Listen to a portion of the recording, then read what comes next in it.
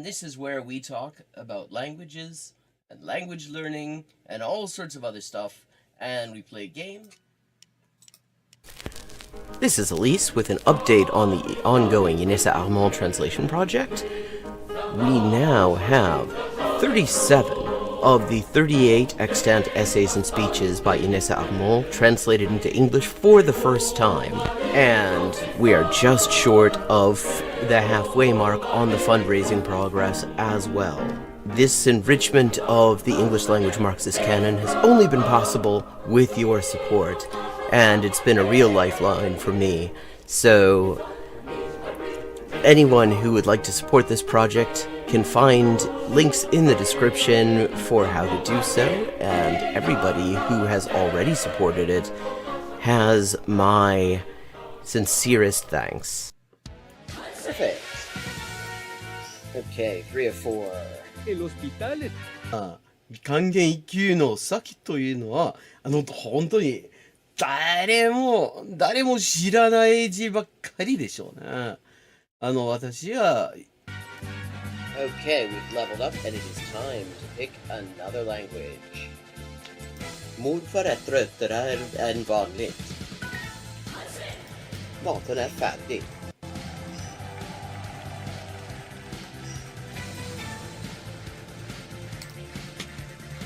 And let's see what we're doing when we get back. Greek. We're doing Greek when we get back.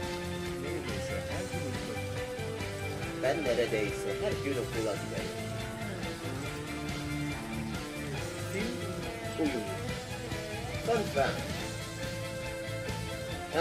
Turkish. Hello, Shakespeare. How you doing? Fun fact, in Spanish, the word for bishop in chess is alfil. And that actually comes from Arabic. Fil. The same word fil as this. Meaning elephant, because the bishop traditionally was to represent elephant units somehow.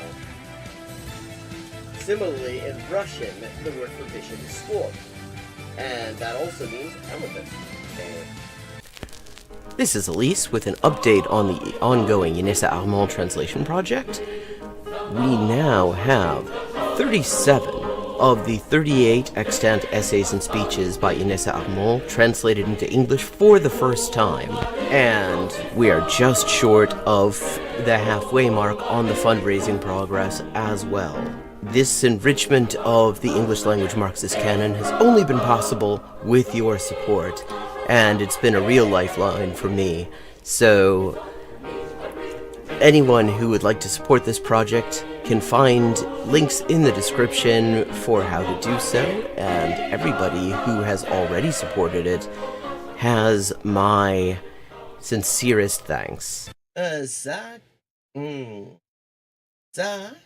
Ça, c'est ça, que c'est ça, non ça, c'est ça. Sol chi sa che nulla sa, ne sa più di chi ne sa. Ecco. Bonjour et bienvenue à Hyper Polyglotting avec Élise. Moi c'est Élise, traductrice, éditrice et écrivain avec 20 ans de travail. Et ça c'est la transmission en direct ou en jeu des jeux. Surtout Shogi en dernier temps. Et parle des langues, de la linguistique, de l'acquisition des langues. 10-159. Haven't made a huge dent in it, but we're getting there. Okay, gonna do some Chinese now. Night. Night. Month. Yen. Yo. 5.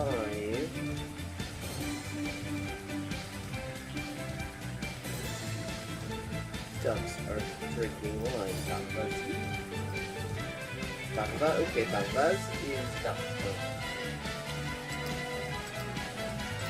Okay, I have now leveled up. Let's see what the XP situation is now. 10,340 out of 12,500. And as always, viewers can choose my next language for me just with a follow and a $5 to my Patreon.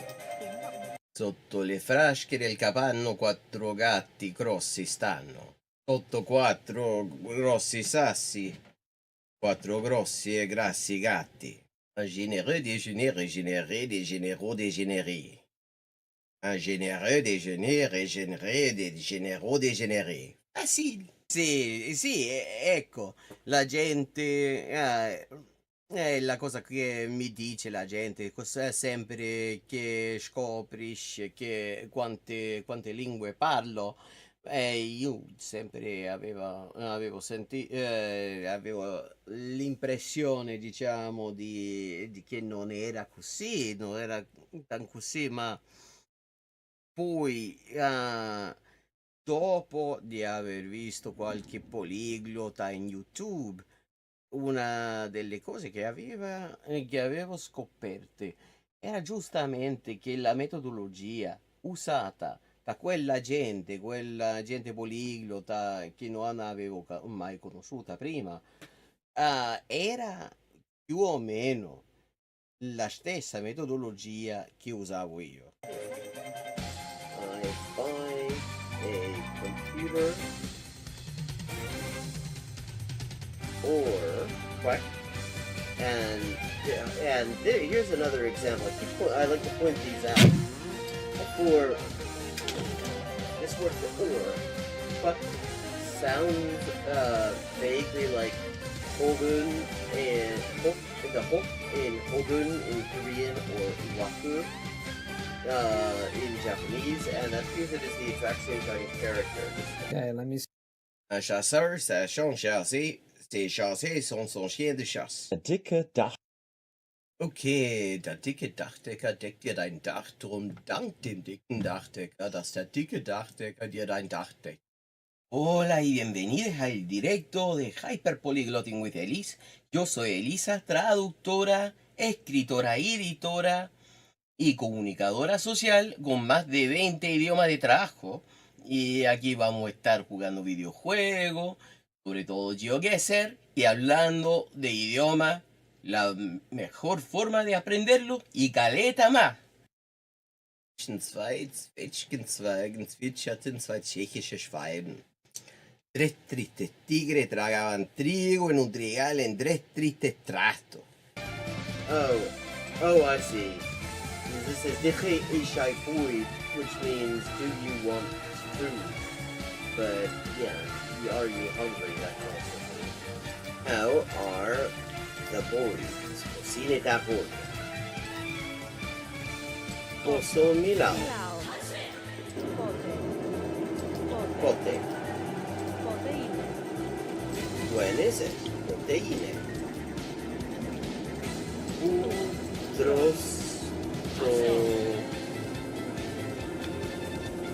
Protopulo. In the designated chicken eating area, obviously.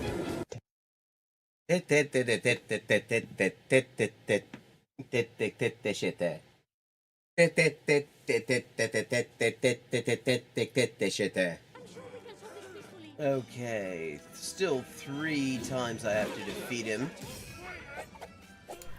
Hello and welcome to Hyperpolyglotting with Elise. I'm Elise, translator, writer, and editor with 20 working languages, and this is another stream where we're gonna play some Shogi and talk about paths to Japanese fluency, and maybe adjust my camera a bit so I don't look like a fucking prairie dog. How's everybody doing, chat? So I also adjust...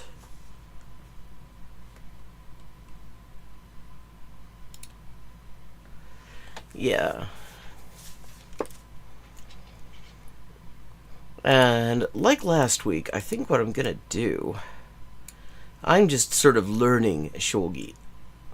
So the first thing I'm gonna do is just look at a tutorial type video. For anyone also, these are in Japanese, but I will be providing explication in English for anyone who doesn't speak Japanese but is interested in learning the game, which I highly recommend.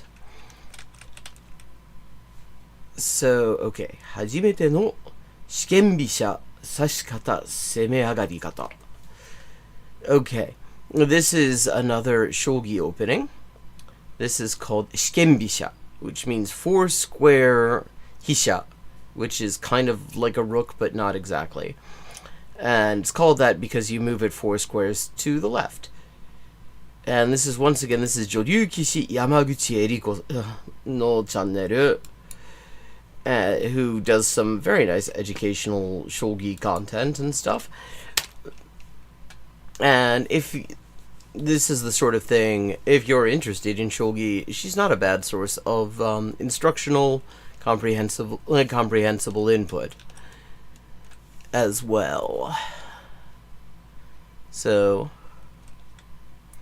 I'm going to try to play along against the computer as I watch this and try to learn this opening.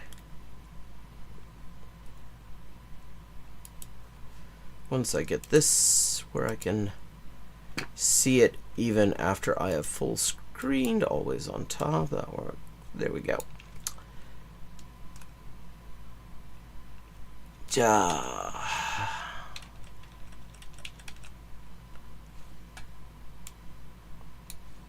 練習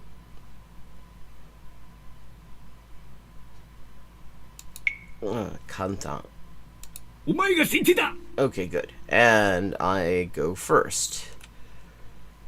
Okay, 初めての四間飛車指し方と攻め上がり方。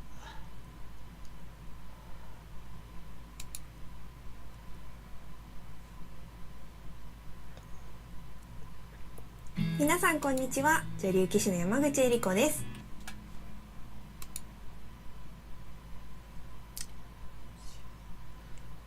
Okay. 今日の動画はこれ一つで初段までいける万能戦法四間飛車です。Apparently you can get all the way to the Dan levels of the game with this opening. So it has a pretty long shelf life then. 四間飛車は覚えやすく勝ちやすい。これ一本でどこまでも強くなれるっていう万能戦法です。Now I know the very first couple of moves of this, but I don't. What I don't understand, and I hope she's going to get into this, is what the idea is once you've done them. So that'll be interesting. プロ棋士ですと藤井猛九段、久保利明九段、鈴木大輔九段が得意戦法として使っています。四間飛車は相手から見て4筋に飛車を振りまして、それで飛車角銀桂っていう4つの。Okay, so file. Okay, a file in shogi, what we'd call a file in chess, the vertical lines of squares, is a suji. 攻めていく戦法なんですが、美濃囲いっていう優秀な囲いとセットで使えるところが最も大きな利点だと思います。攻めの形を覚えることにして。Minogakoi is one of various. Kakoi is in shogi refers to ways to surround your king to protect. There isn't castling in shogi like there is in chess, so king safety is a little bit more complicated. But it's basically the same sort of rule. You're trying to get the king out of the middle and put something around the king so that the king is not immediately going to become a target. And so this one involves something called minogakoi, which is one of various strategies of doing this. 集中できるので素早く気力アップできてしまいます。攻めは相手の形に合わせて柔軟に変えていきます。相手の形っていうのはざっくり2つに分けて、急戦とじっくり囲ってくる持久戦です。Okay, so there are two ways of playing this apparently. There's Kyusan. Kyusan is like accelerated. It means you're basically going to go on the attack as quickly as possible. And Jikyusan is a slow approach. It's more of a waiting sort of style. 将棋って相手の戦型ごとに戦い方が変わってくるんですが、よく見る戦型ごとに一つずつパートに分けてやっていきたいと思います。今日は四間飛車の初手からの指し方を自分だけどうやってやるか、そしてその組み切った後にざっくりこうやって攻めるんだよっていうのを動画でお伝えしたいと思います。Okay. 一つものにしていきましょう。Okay, here we go. Here's how to actually play 四間飛車。では四間飛車の初手からの指し手やっていきたいと思います。まずやることは角道を開ける。角道。This is the kaku, the piece that is just like under where her wrist is. And it behaves basically like a bishop in chess. It goes on the diagonals until it promotes, and at which point it can also move one square at a time on the horizontals and the verticals, the ranks and the files. But, so this is the kakumichi, the path for the kaku. So by opening this, by moving that fu, which is kind of like a nerfed pawn, she's opening the path. So 角道を開けるということですね。じゃあ角道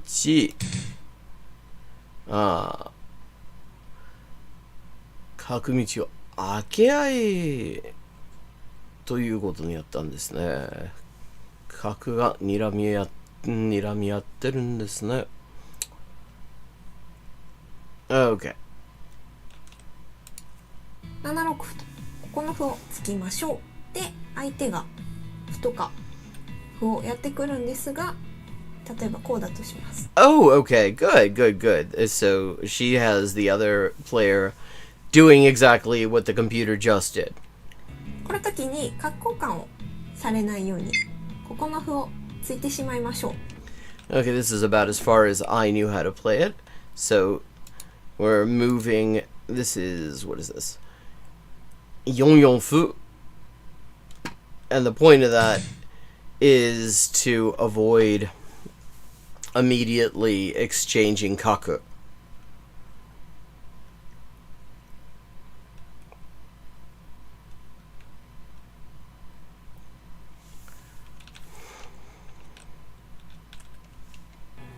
安定して組むことができます。で、なんかこんな感じでやってくるんですけど、相手の歩がここまで伸びてきたっていう時に角。Okay. So far this is actually the computer is playing theory then. Now normally the fu can't actually jump a square like a pawn does on its first move potentially. But so the idea is when it gets to where it is there, which is 8五歩, then we're moving the kaku up. Okay. 上がりましょう。この角を上がらないとこうやって疲れて飛車先の歩を交換されてしまいます。Yeah. So the idea, okay, so you're protecting that square and preventing an attack with the fu that you don't really have an escape from. これちょっと損なので、相手の歩がここまで来たら角を上がるっていうのを覚えましょう。で、数的に言うとついてきて角を上がるみたいな感じかな。で、次に飛車をOkay.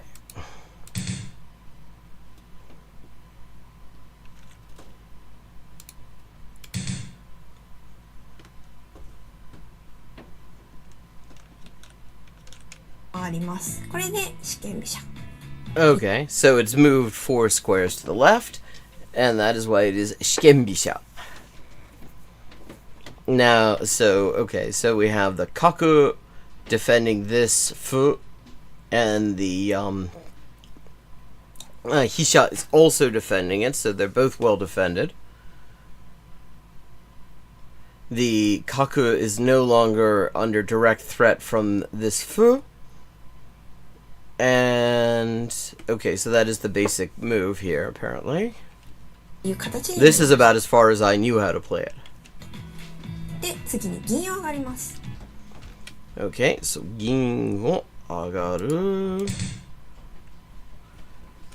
Okay. 四間飛車の攻めの形はこの飛車角銀桂この4つで攻めていくの。Okay, so the core of the attack is the kaku, the kei, which behaves like kind of a nerfed knight, the gin, which is also adding a defender to this fu here next to the kaku, and the hisha. So basically all your attacking pieces are on the left side of the board, okay? が理想です。で、ここまでいったら王様を上がりまして、 Okay, now we deal with king safety. わかりやすくするため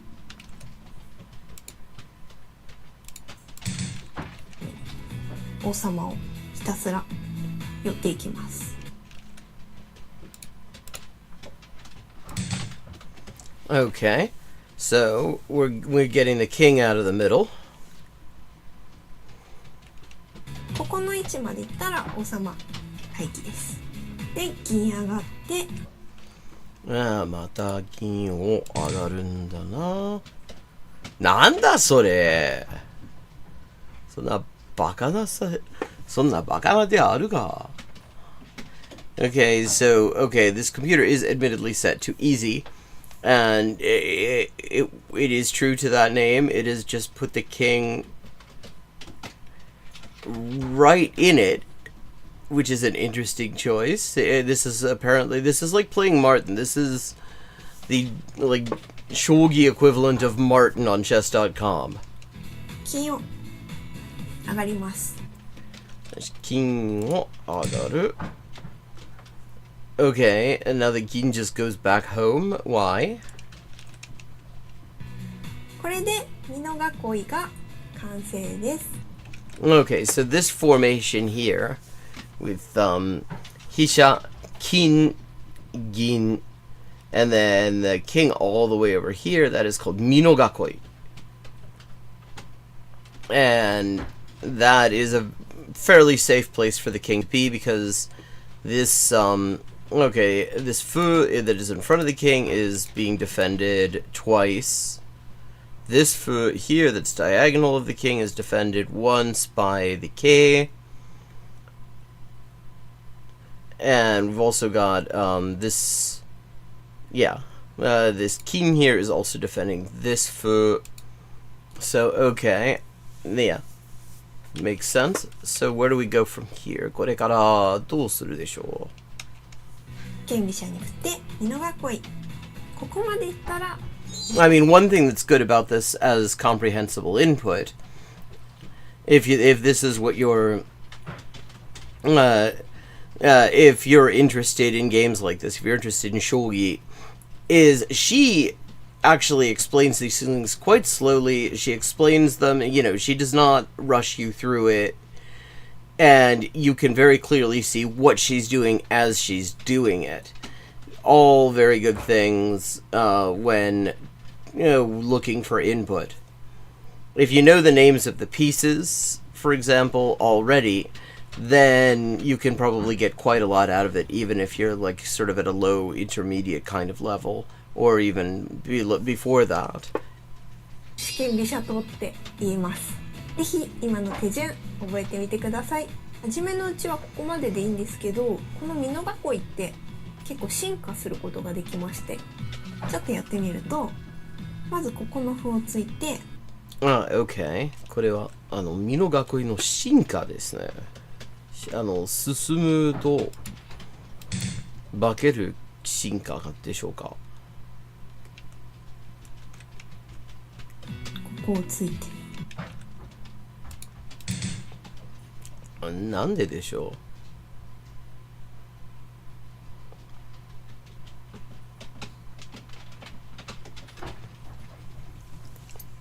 Okay. So I'm not sure why that's good though. I mean, going just from sort of conventional chess wisdom, we're pushing pawns in front of the queen. And usually that's not considered to be a great thing to do. But apparently this is, I mean, apparently this is a good move in Shogi where things do work differently. こうやって上がると。ああ、これから金を上がって、そうですね。何をしに来たんだ、飛車は。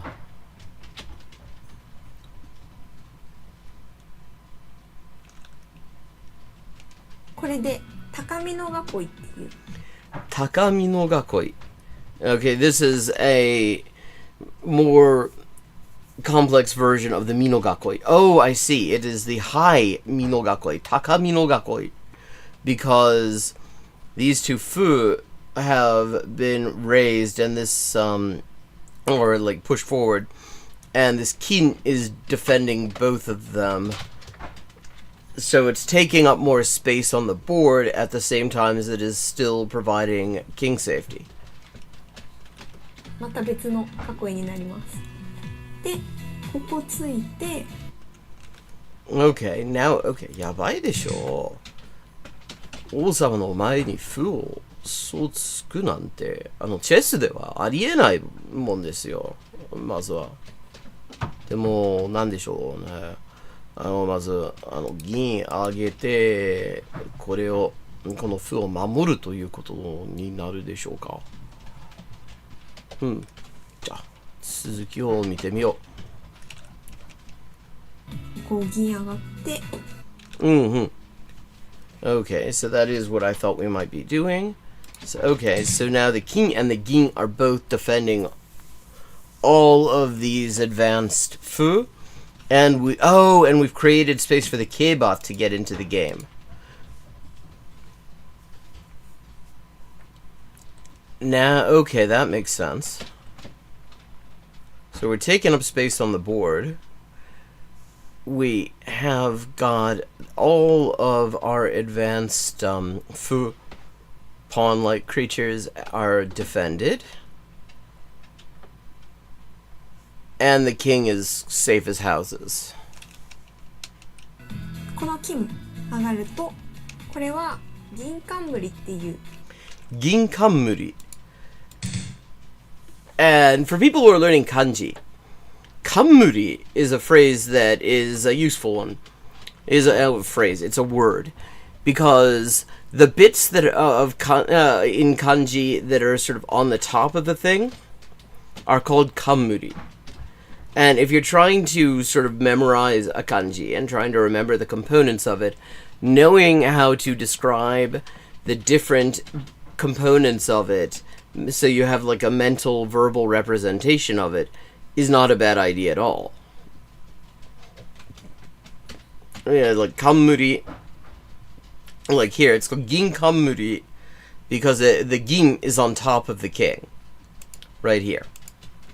So, and, like, for example, in the, okay, take the kanji an or yasu. Like, you have ukamuri, which is the sort of roof-like thing that goes on top of onna. That is ukamuri. また別の囲いになります。ポケモンの3階の進化みたいな感じです。人影、リザードみたいなイメージです。初心者の方はここまでやるのも結構難しいと思うので、まずはこの形を作れるように頑張りましょう。続きまして、Okay.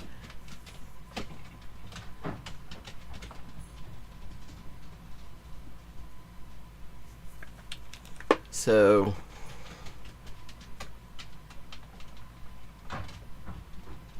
okay, well, I'm just gonna play this through with this, because I can't actually reverse the movements of these fu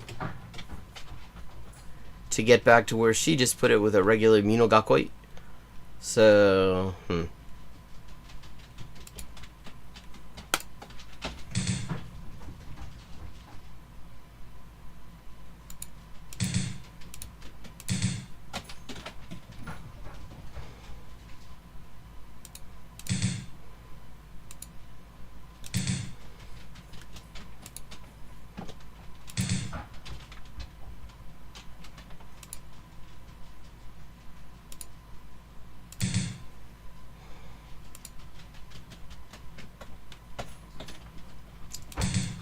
okay.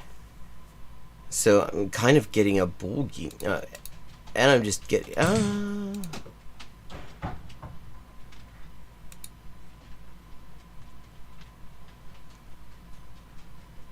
コマパクリフェスティバルだよ。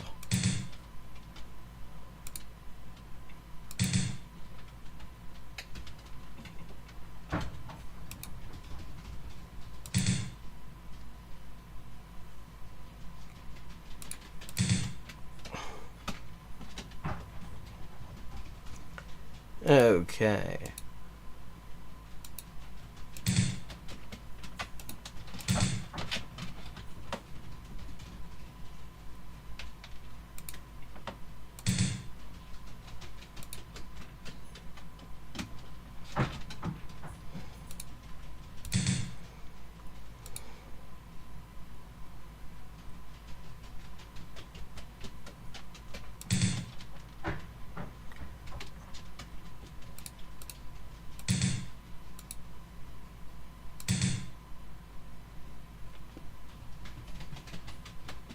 Oh, I blundered my caca.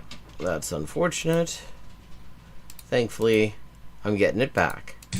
That's nice. It's nice when you get back a piece you just blundered.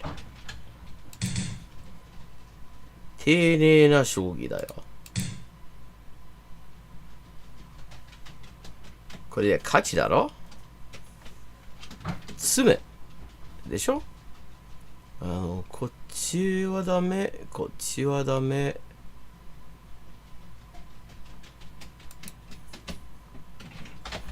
こっちもダメだな。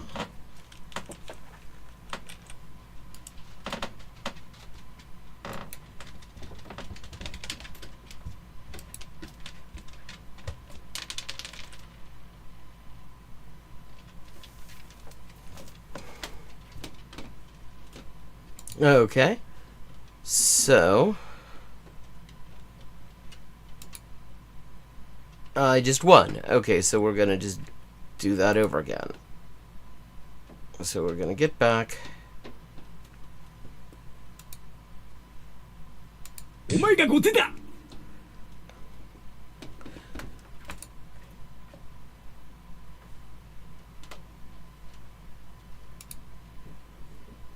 お前が後手だ。No, no, no. 後手じゃダメだ。先手だねじゃなきゃダメだよ。お前が先手だ。Okay, 角道。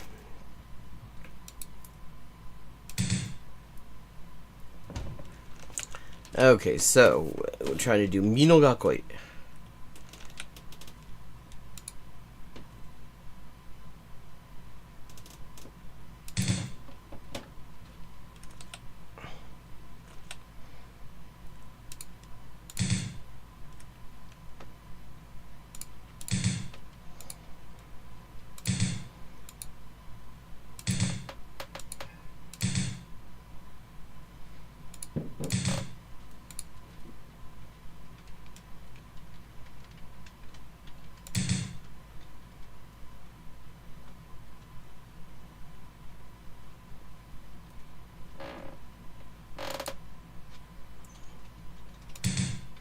Okay, I got it wrong there.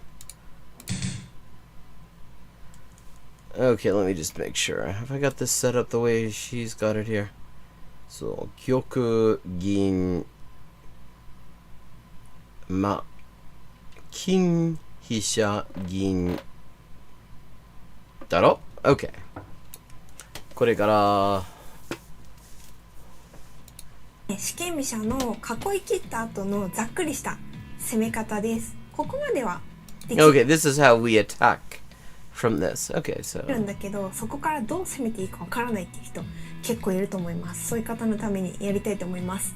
ここの歩を突きましょう。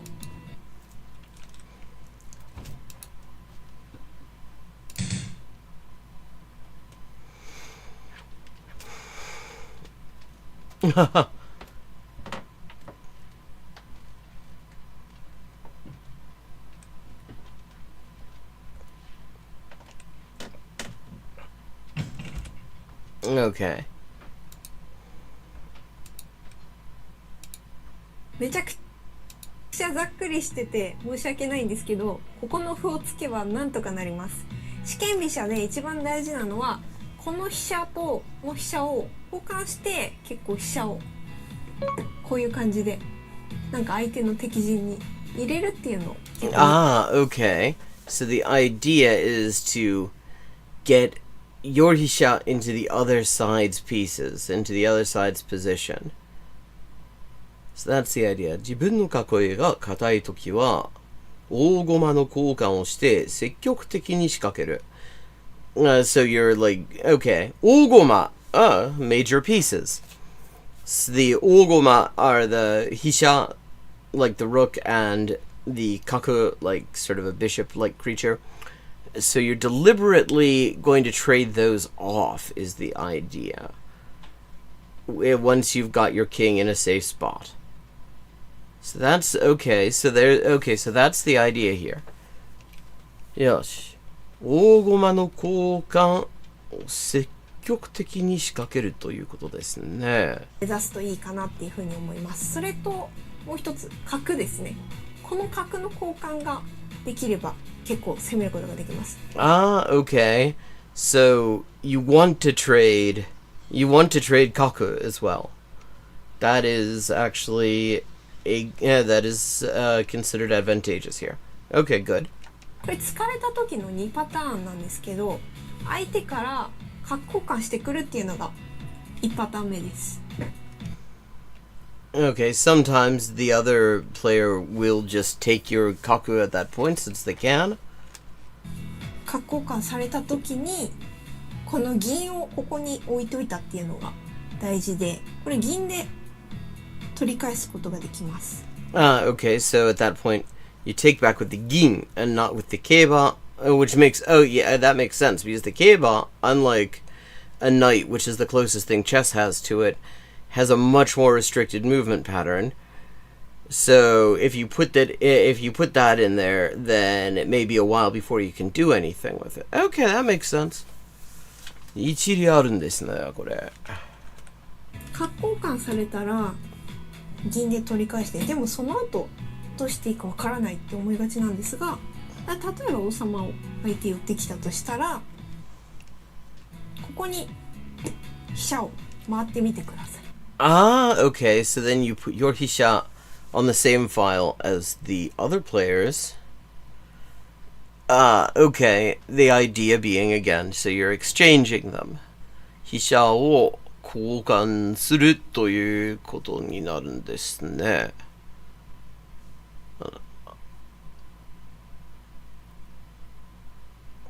And remember, in shogi, unlike chess, when you take a piece off the board, you're not taking it off the board forever. It can go back. It can come back. You can just put it wherever you want, for the most part. There are some limitations on that.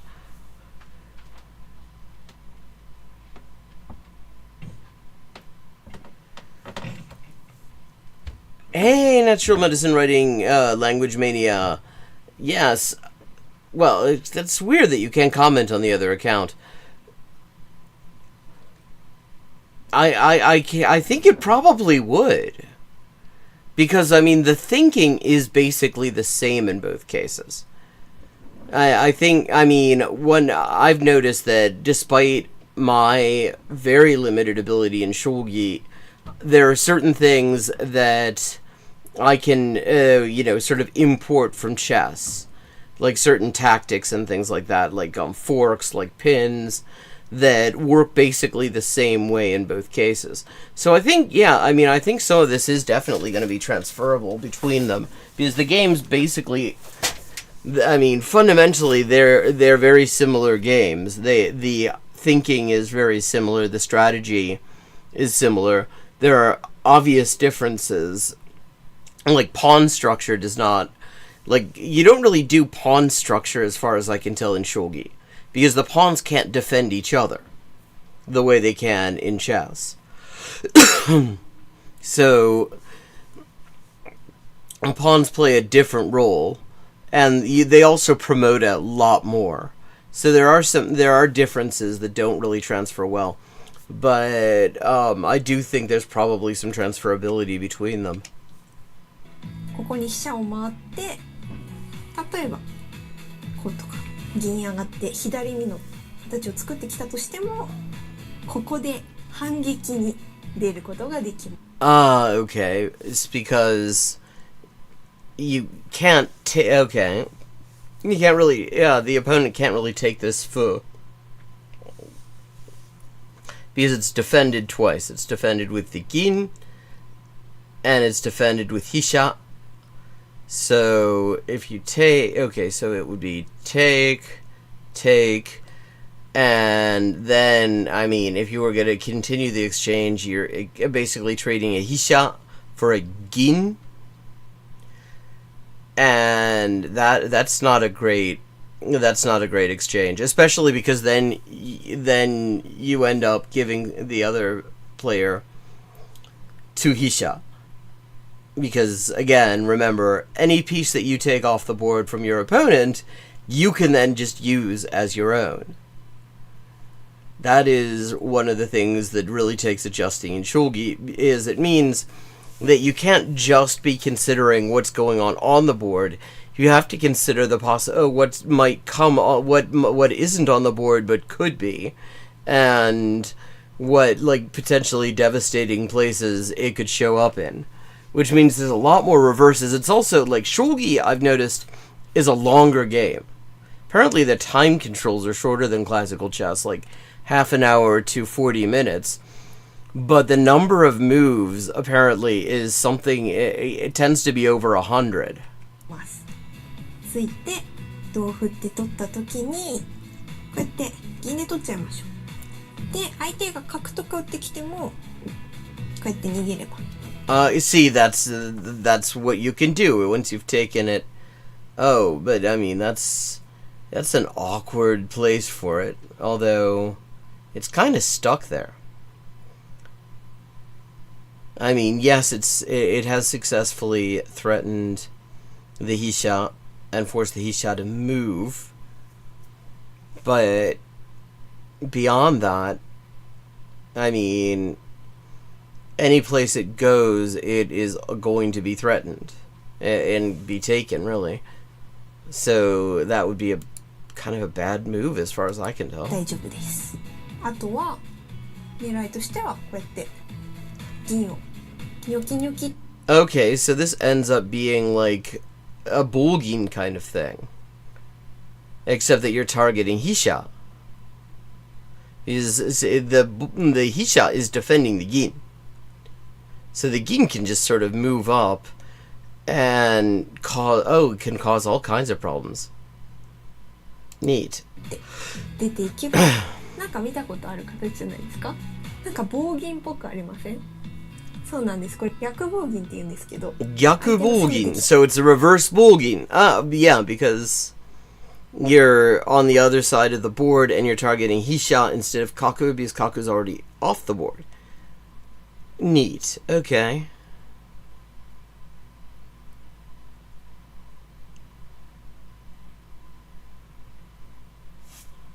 来たところを逆襲して棒銀するっていう感じ。こうやってここまでいけば大成功。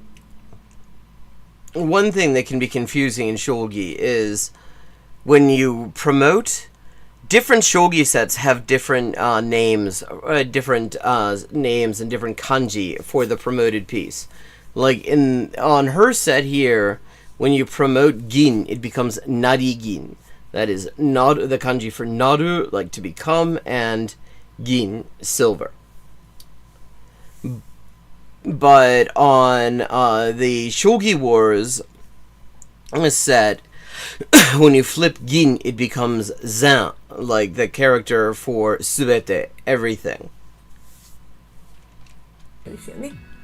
相手の攻めを利用して、ここまで歩ついてきたっていうのを利用して、こうやって飛車を転換して、ここを攻め立てる。これが一つの攻め方です。ではもう一パターンやりたいと思います。Okay. Yeah, so I mean, one thing that if you're playing against this, clearly taking this pawn, trading those pawns is a bad idea. Because you just end up...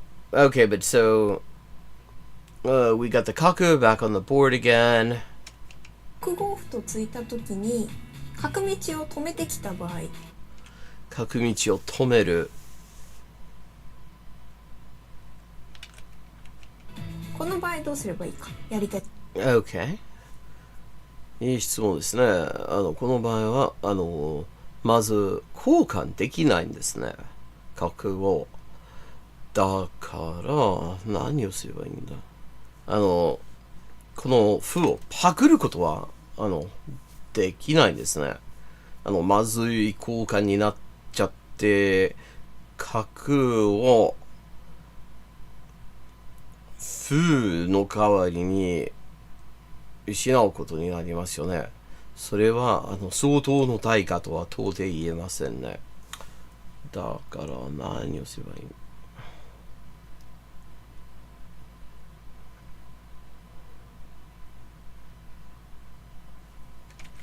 と思います。この場合は銀上がりましょう。 OK。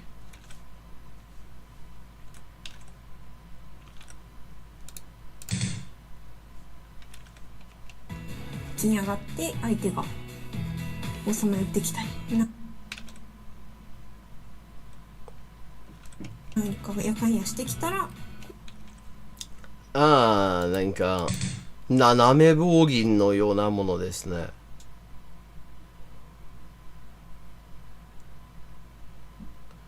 It's like a 棒銀 but diagonal。ここの銀は上がります。相手がまた何もしなかったらもう銀出ちゃいましょうか。銀出ちゃいや、そんなことダメでしょう。だって失うのがオチだ。パクられるのが。But okay。やって次の狙いはここの歩交換です。なんかこれも棒銀みたいな感じじゃないですか。棒銀みたいな感じでこうやって攻めていくことが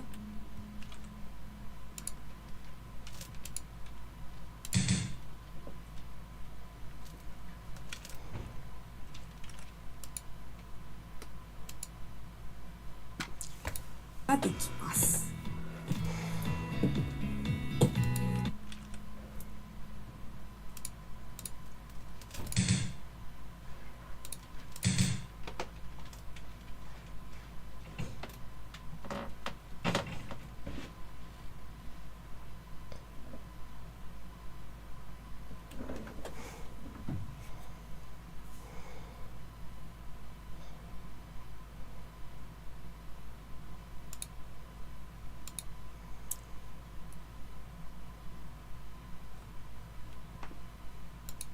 銀交換をしてこれ攻めの銀と Okay, the computer I'm playing against isn't going to allow me to follow her on this. It's already gone in a completely different direction. Also, a very bad direction as well, because it is the easy mode and it is Martin on chess.com, but with Shogi. So we're just gonna で守 watch. りの銀だったのでちょっと得してます。で取ったりとか下がったりとかしておいてこの銀を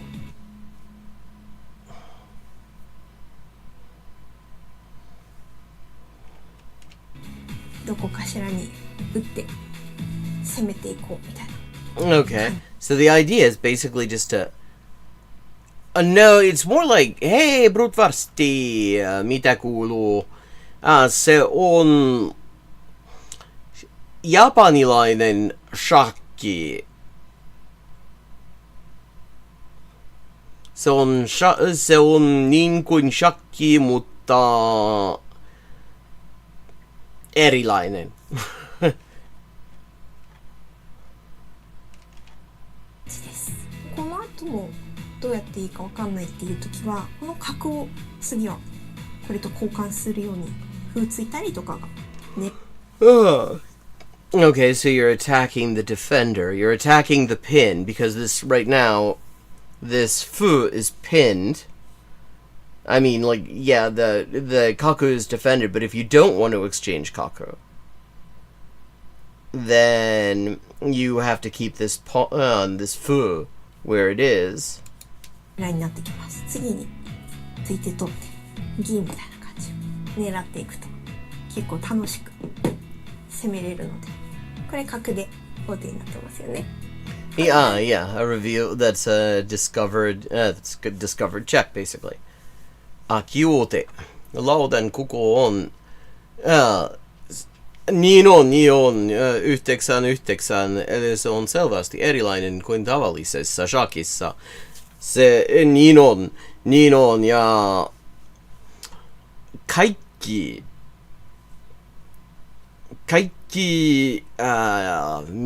miten se sanotaan piece voi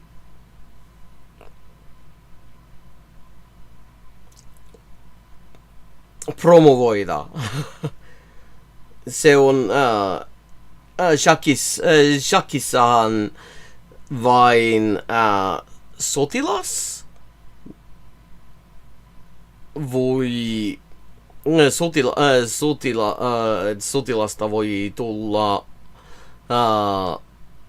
tammi kuningatar, mutta Shogissa kaikista voi tulla erilainen figuuri. Hey Riveroon, how you doing? Like everything can promote. Se on hyvin mielenkiintoista.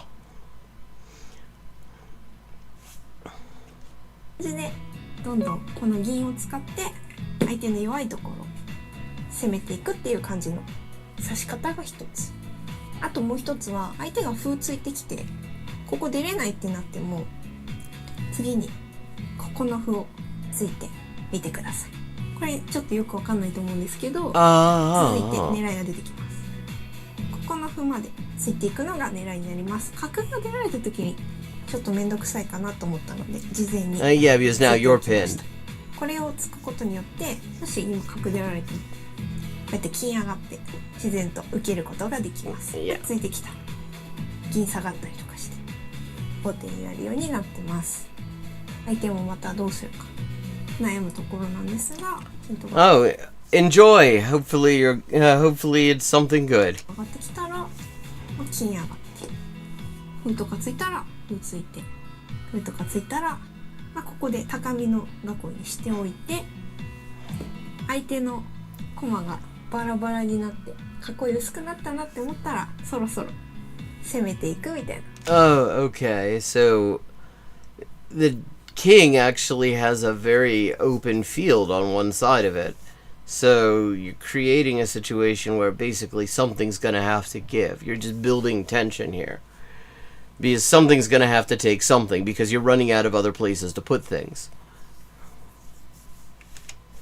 感じでやってみましょう。取って同銀、もし打ってきたら6四歩みたいな感じです。これ取ったら取り返して、でもし逃げても So you flip the piece and it promotes. と金を入り込んでいって取って飛車成り、こんな感じでやればこの銀が動いたタイミングだったので今飛車と金両取りになってます。飛車がなった上に銀の対価である金がもしくは飛車ですね取り返せそうなので、これは先手が成功となります。Yeah, and actually, I mean, okay, this is attacking multiple pieces at this point. It's attacking the Hisha, and it's attacking Ki, and it's attacking Kin. It's kind of attacking everything here, and it's pinning Gin. Well, no, it's not pinning Gin. Not right now. 飛車大成功です。5筋をつく攻めっていうの結構よく出てくるので覚えてみてください。Okay, apparently attacking on the fifth file is very common. 四間飛車の攻め方ざっくりですがやってみたんですけれども、どちらの攻め方もちょっと棒銀っぽい攻め方をしてるっていうのが Ah, okay, interesting. So, yeah, so they all end up using gin as sort of the end of a long stick that is held by your major pieces. And then you just use that to sort of pick up as many pieces as you can, more or less, and disrupt the opponent's position. Neat. わかると思います。棒銀の概念をぜひ試験飛車でも使ってみましょう。今日は試験飛車の特徴、指し方、そしてざっくりとした攻め方をお伝えさせていただきました。試験飛車は私が6歳の時に一番最初に覚えた戦法で、Okay, she learned this when she was 6. それで初めて道場のおじさんたちに平手で勝てたので、すごく心に残っています。長く使っていける戦法なので、ぜひ得意戦法にしてみてください。 She is a professional shogi player. Her name is Yamaguchi Eriko. 次のパートは試験飛車対原子棒銀っていうのをやりたいと思います。Okay, that's interesting.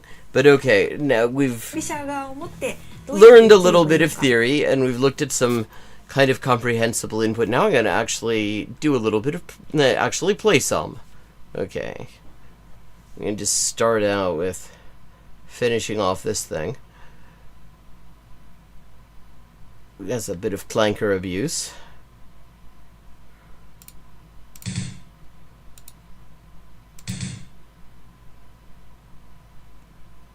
Yes.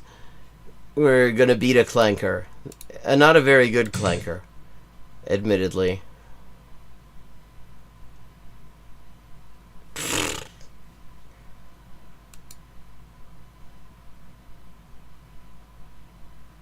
Okay.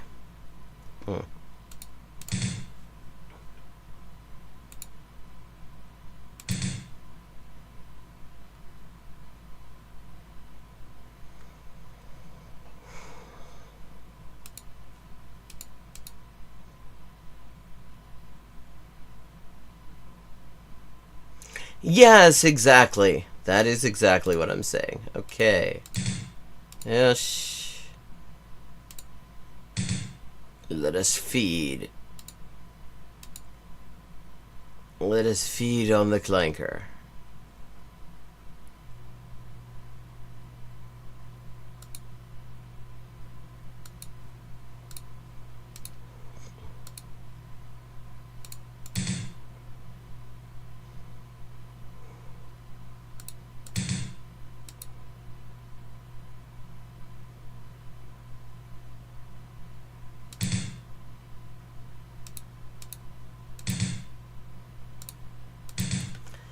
Okay, there we go. Should be able to make fairly short work of this now.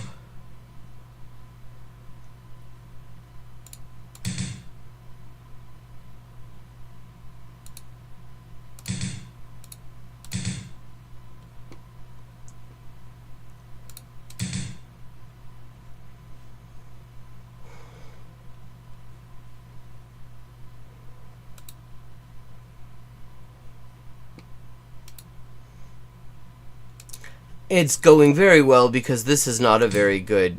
Okay, yeah, there. Okay, I just won. So, we're gonna switch over and play actual people and not incompetent clankers. Jingle Muno. Okay, 10-minute game. お前が後手だ。対局開始。 Okay.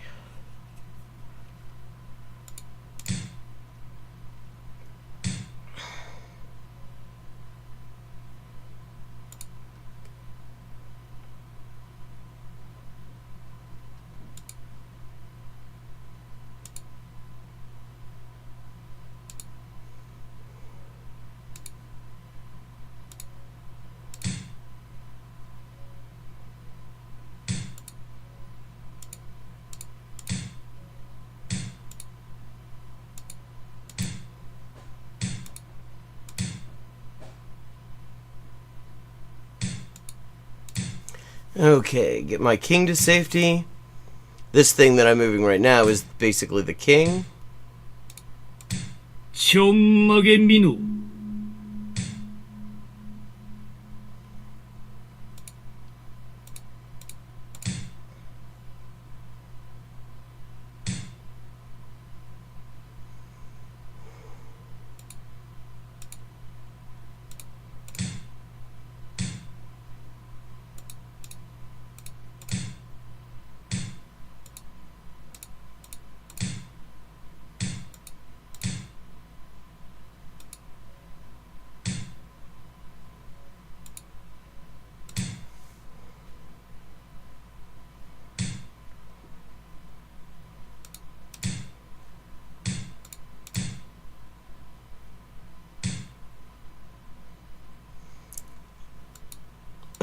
Okay.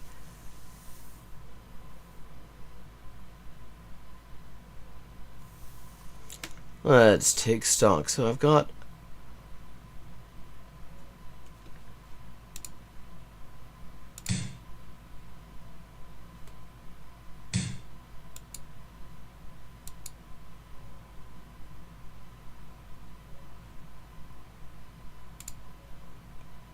well, I mean that's a free pawn. ただ歩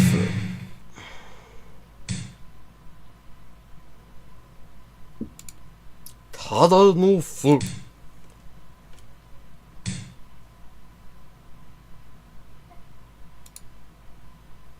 Okay, wait a second. 何か裏があるでしょこれ。そんなただで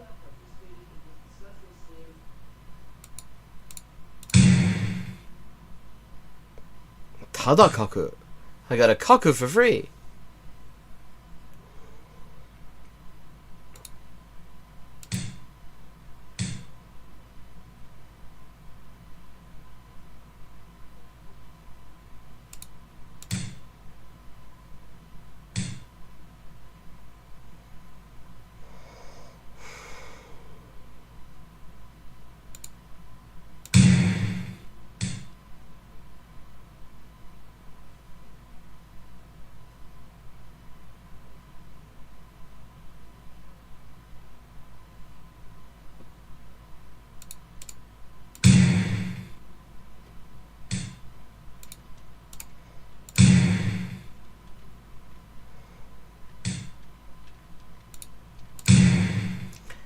Okay. So I think I'm winning here. Although the opponent is definitely doing better on time than I am.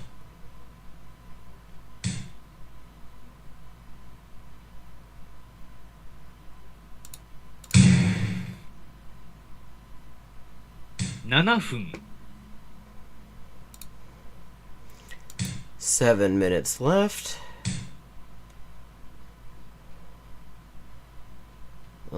それでも別に問題ないだろう。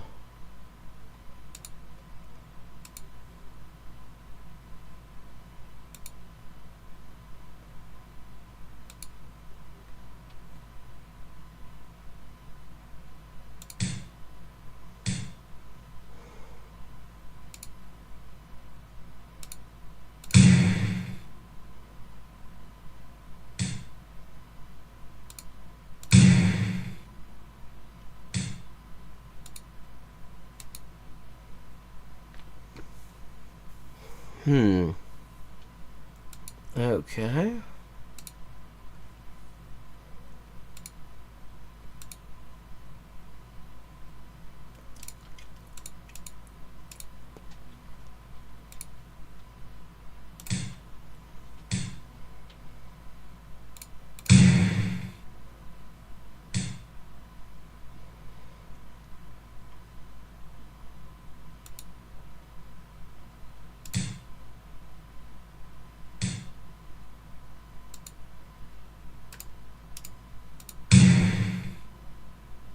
Okay, now I'm forking.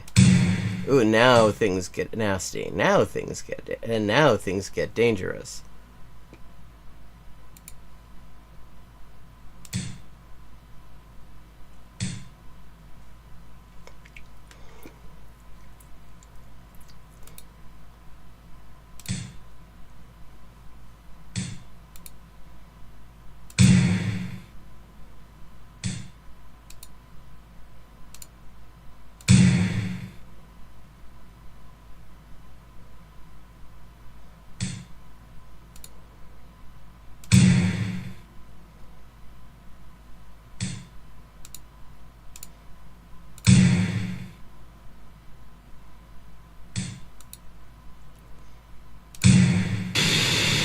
Yosh! Victory!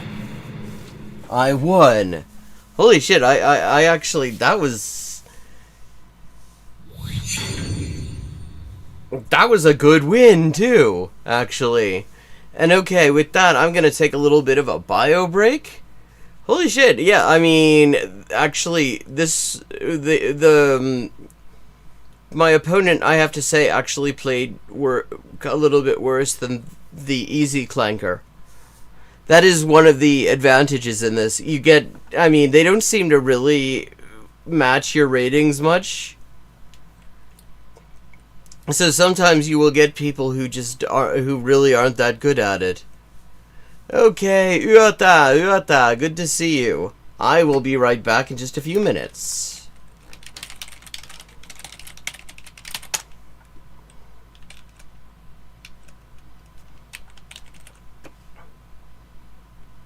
Hi, and welcome to Hyperpolyglotting with Elise. I am Elise, translator, editor, and writer with 20 working languages, and this is where we talk about languages and language learning and all sorts of other stuff, and we play games. This is Elise with an update on the ongoing Inessa Armand translation project. We now have 37 of the 38 extant essays and speeches by Inessa Armand translated into English for the first time. And we are just short of the halfway mark on the fundraising progress as well. This enrichment of the English language Marxist canon has only been possible with your support, and it's been a real lifeline for me. So anyone who would like to support this project can find links in the description for how to do so, and everybody who has already supported it has my sincerest thanks. Perfect. Okay, 3 of 4. El hospital. 還元一級の先というのは、本当に誰も知らない字ばっかりでしょうね。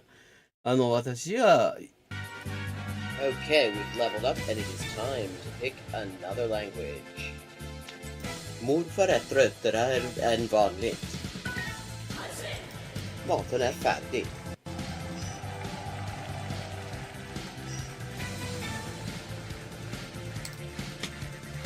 And let's see what we're doing when we get back. Greek. We're doing Greek when we get back.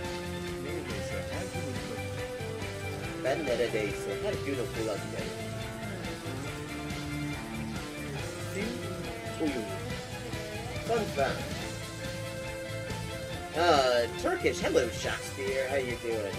Fun fact, in Spanish, the word for bishop in chess is alfil. And that actually comes from Arabic. Fil. The same word fil as this. Meaning elephant, because the bishop traditionally was to represent elephant units somehow. Similarly, in Russian, the word for bishop is squab, and that also means elephant. Okay. This is Elise with an update on the ongoing Inessa Armand translation project. We now have 37 of the 38 extant essays and speeches by Inessa Armand translated into English for the first time. And we are just short of the halfway mark on the fundraising progress as well. This enrichment of the English language Marxist canon has only been possible with your support, and it's been a real lifeline for me. So anyone who would like to support this project can find links in the description for how to do so, and everybody who has already supported it has my sincerest thanks. Ça, c'est ça, ça, que c'est ça, non ça, c'est ça, sol chi sa che nulla sa, e sa più di chi ne sa. Ecco. Bonjour et bienvenue à Hyper Polyglotting avec Élise. Moi, c'est Élise, traductrice, éditrice et écrivain avec 20 ans de travail. Et ça, c'est la transmission en direct ou en jeu des jeux, surtout Shogi en dernier temps. Et parle des langues, de la linguistique, de l'acquisition des langues. 10-159. Haven't made a huge dent in it, but we're getting there.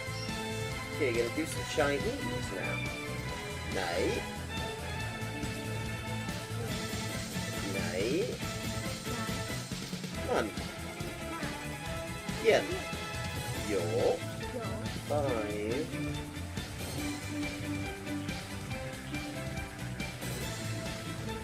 Ducks are drinking wine. Bangvas, okay, Bangvas is ducks. Okay, I have now leveled up. Let's see what the XP situation is now. 10,340 out of 12,500. And as always, viewers can choose my next language for me just with a follow and a $5 to my Patreon. Sotto le frasche del capanno 4 gatti grossi stanno. Sotto 4 grossi sassi, 4 grossi e grassi gatti. Un généreux déjeuner régénéré des généraux dégénérés. Un généreux déjeuner régénéré des généraux dégénérés. Facile. Sì, ecco, la gente... è la cosa che mi dice la gente, sempre che scoprisce che quante lingue parlo. You sempre. Okay, and I'm back. And I won one. It's nice when people actually see you doing something. When you do something well and people actually see you do it. Okay, gonna play another here. Hey, that was nice. 対局開始 Okay. 各道を開けてるんですね。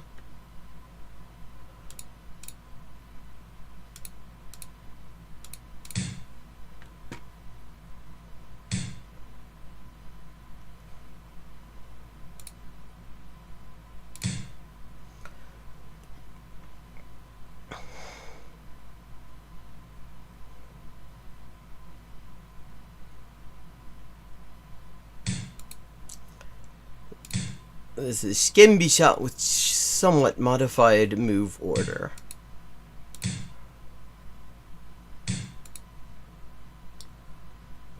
Koれ何のつもりだ？ああ、そうか。それが目当てなのか。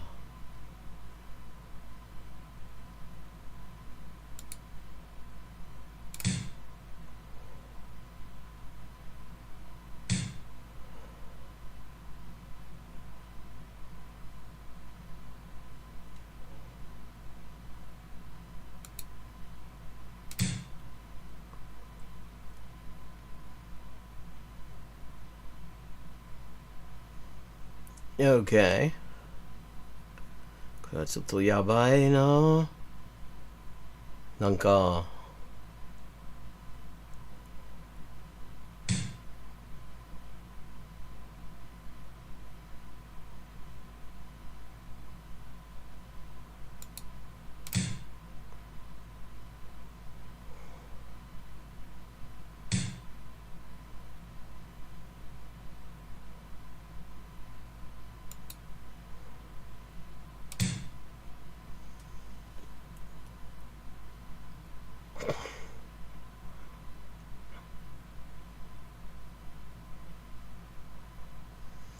四間飛車にはまずならないんですね。これは四間飛車でも何でもないというわけですね。なんか棒銀にしようか。くそ。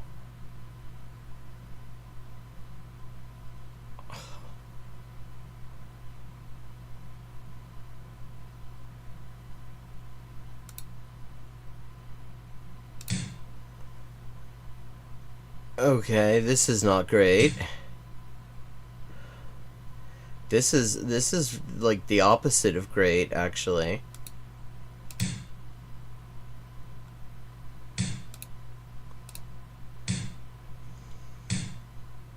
Kuso.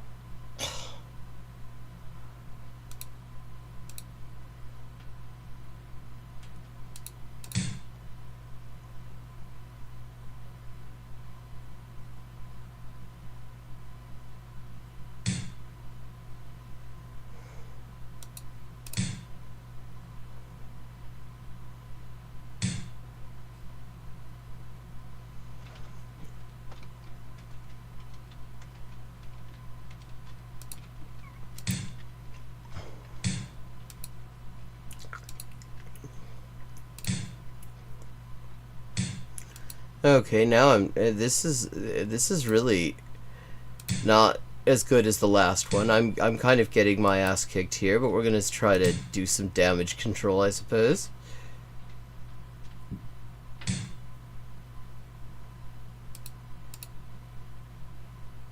Ah. 大手だな。よし。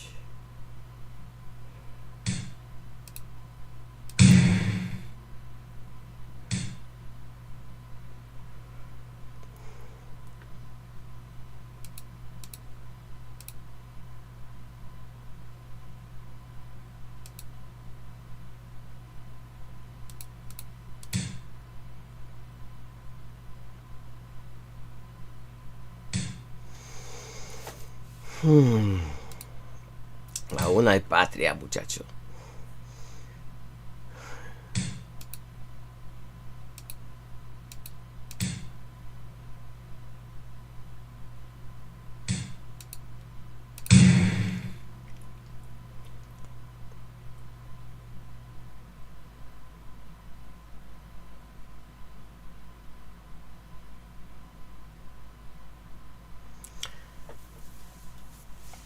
Oh god, yeah.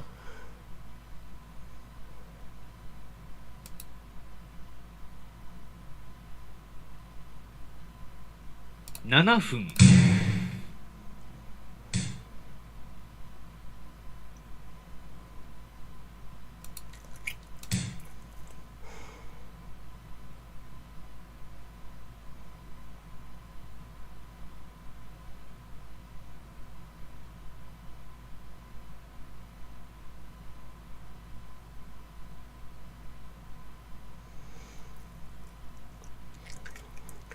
Okay.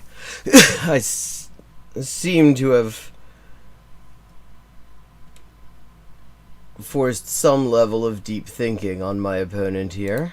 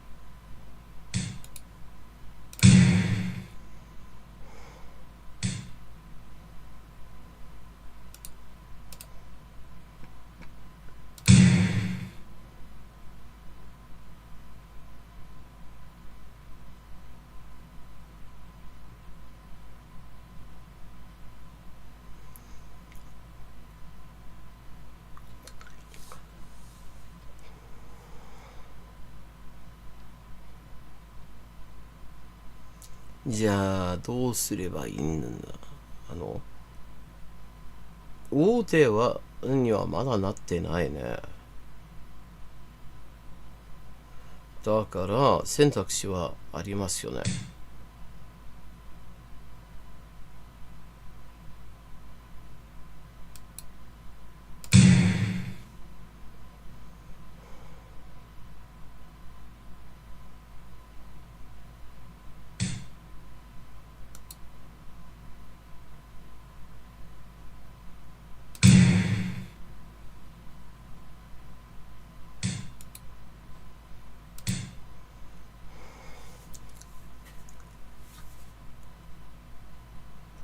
Okay, so making good the time advantage. "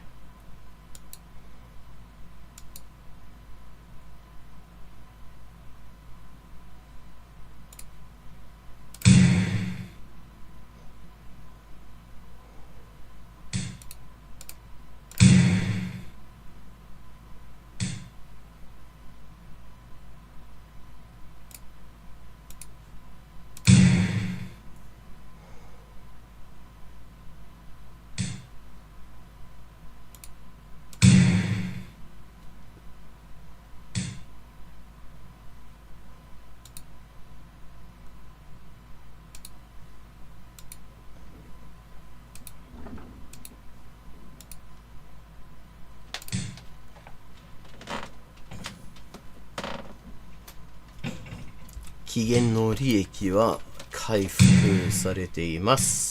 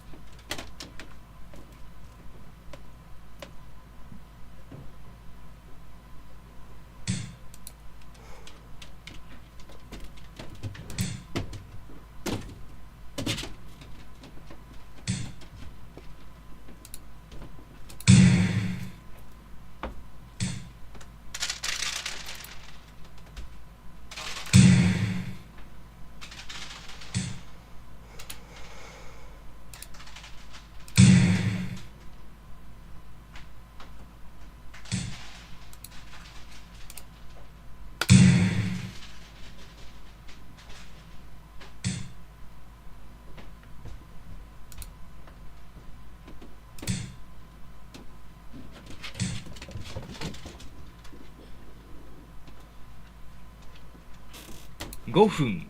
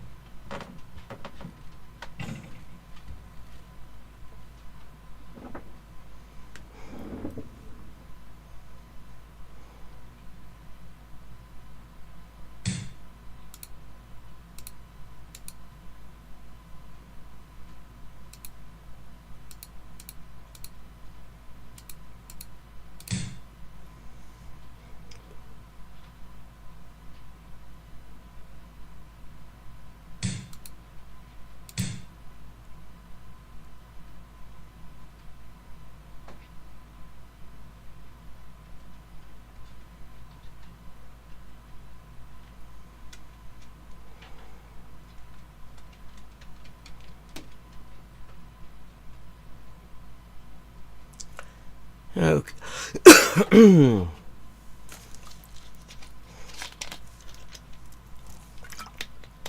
I seem to have turned this around just a little bit anyway.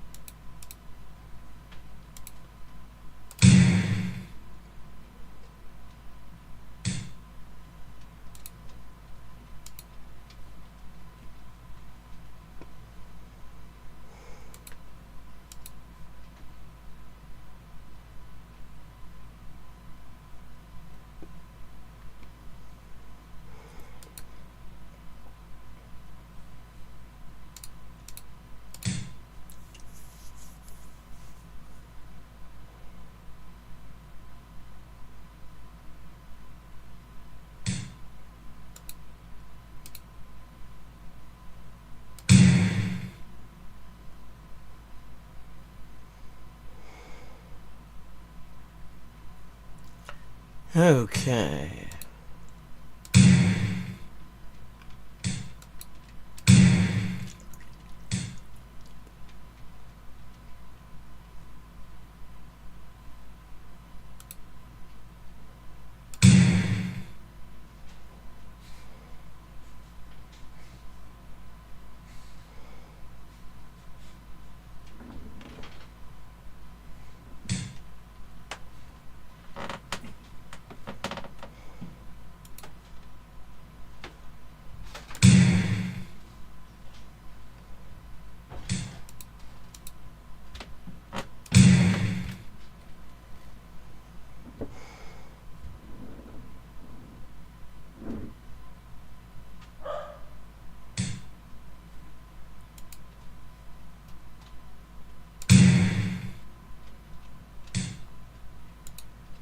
?3 分。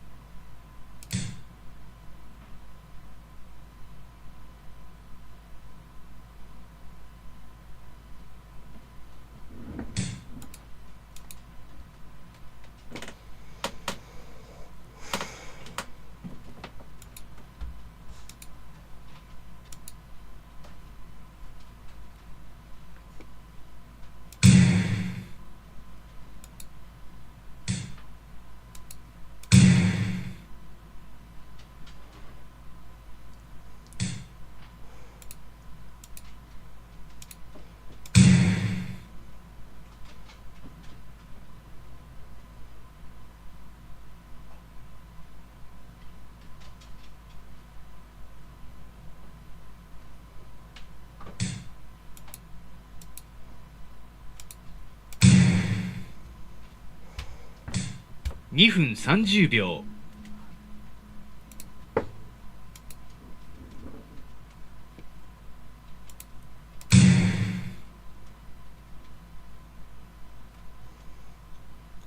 Ah, now I've really screwed up, though.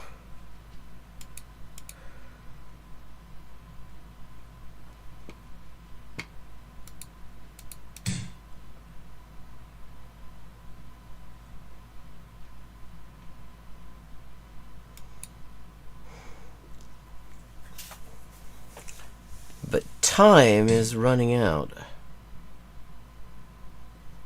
for both of us, and that can often be a very useful thing when you're really screwing things up.2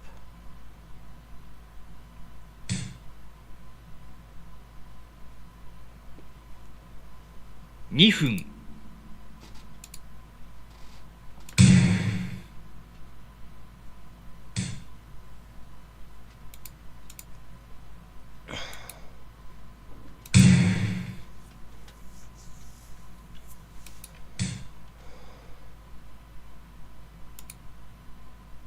Hey Badger, how you doing?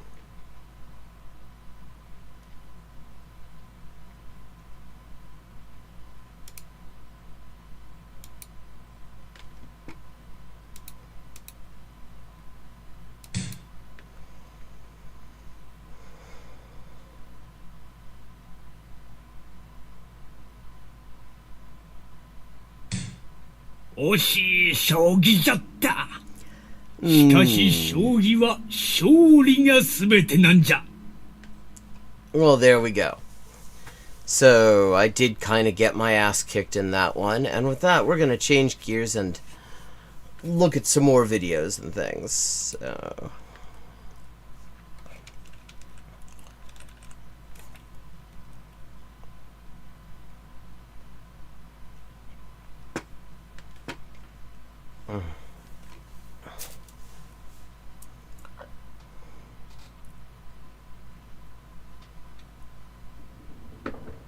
I'm kind of curious about this here. Days and Words, who is a channel that I actually quite like. I think he has very sound ideas on language learning, and he makes a good video. I'm going to drop the link in chat. It has something called Help Me Make the Best Language Learning Video Ever, and I have to say I'm curious. So I think we're going to look at that for a minute. My language skills are not... Okay.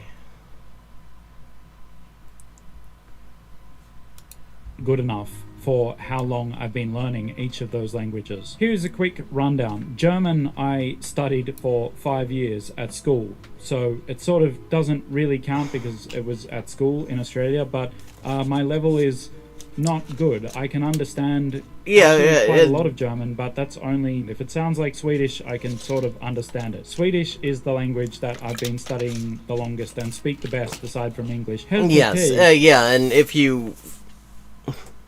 and if you follow him at all, which I recommend, because again, good videos, Swedish really is the one that he has put in for. Means like pretty good, like yeah, like completely fine, but also not good, like also meh. Like it means those two things at the same time. On the other hand, like his pronunciation, I have to say, sounds quite good. I've not really heard him speak at any kind of length in Swedish, but he sounds good when he speaks it. This has, of course, improved very slowly over time, but it has not made any sizable improvement for at least 4 years. French served as a useful distraction from the fact that I sucked at Learn some while, je sais pas, mais c'est pas beau.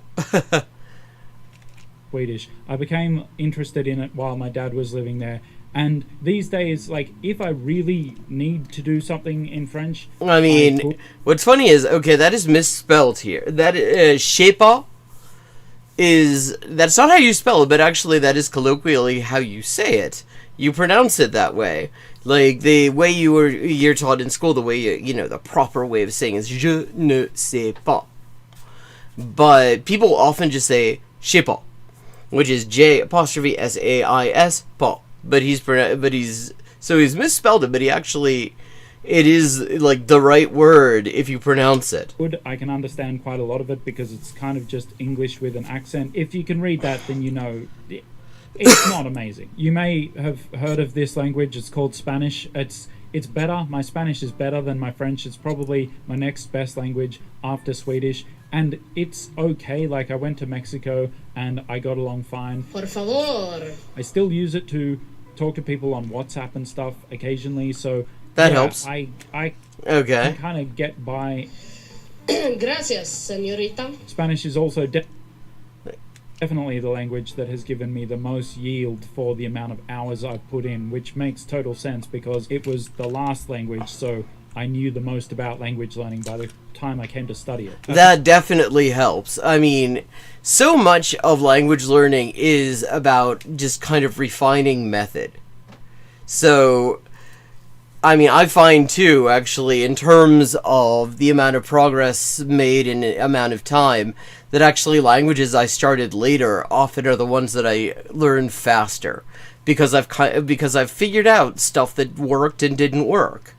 And when you get that, when you work that out, then you can focus on the stuff that actually is helping, and you make faster progress because you're not wasting time with stuff that turned out to be useless. I got to do a mystery slide. There's my mystery slide. Finally, there's a language that I only picked up fairly recently, and I got about 80 to 90 hours into it before my life kind of fell apart around me, and I didn't really have time for languages anymore, so I'm not sure if I'm going to continue that language, but now I'm kind of curious what language it is. I just like to keep secret whether I'm studying it or not. So I would like to make one of these languages better than it currently is by conducting a language learning boot camp on myself, and you can help me. Much like Surfshark VPN can help you to stay safe. Well, such a smooth transition into ad read there.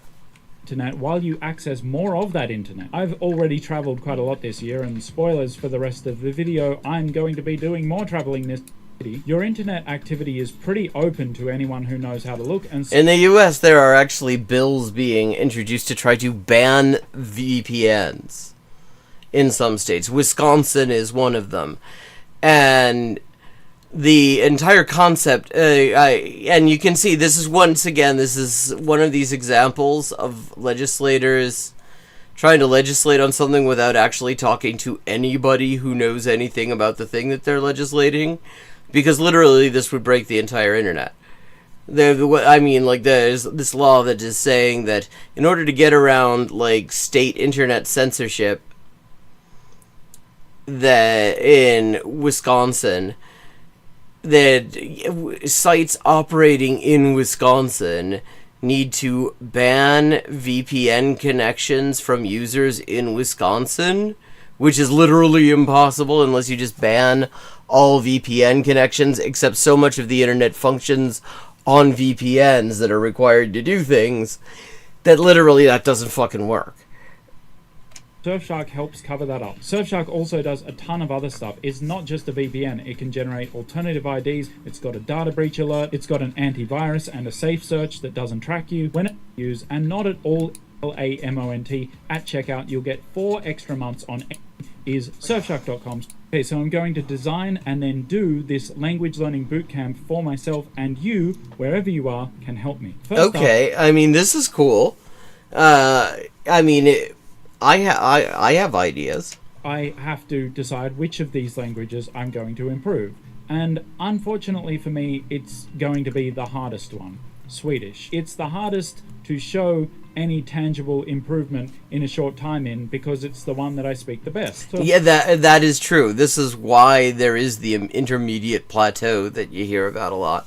Because at a certain point, it's actually, you've already got enough of the basics of the thing that you can kind of function really well in them, and actually finding ways to move beyond that is just inherently challenging. why? See, you can just put a question mark on screen. It serves as everything. Why? Why did I choose Swedish if it's the hardest one to improve? Well, I didn't choose it, actually. God chose it for me. When I say that God chose it for me, what I mean is that recently I found out that I have business to attend to in Sweden. What kind of business, you ask? Mexican food. It's nacho business. I have got to admit I don't know how to play that joke. I'm not telling, okay? In all seriousness, I had such little notice that I needed to go to Sweden that I wasn't even sure if it would be possible to book flights on that short notice. Like, to me, Okay. that's billionaire behavior. I feel like going to Sweden today. Prepare my jet. The thing is, the business that I have to attend to, that I am not telling you the nature of, is not going to take the entire time that I'm there. In fact, it's not going to take very long at all, like maybe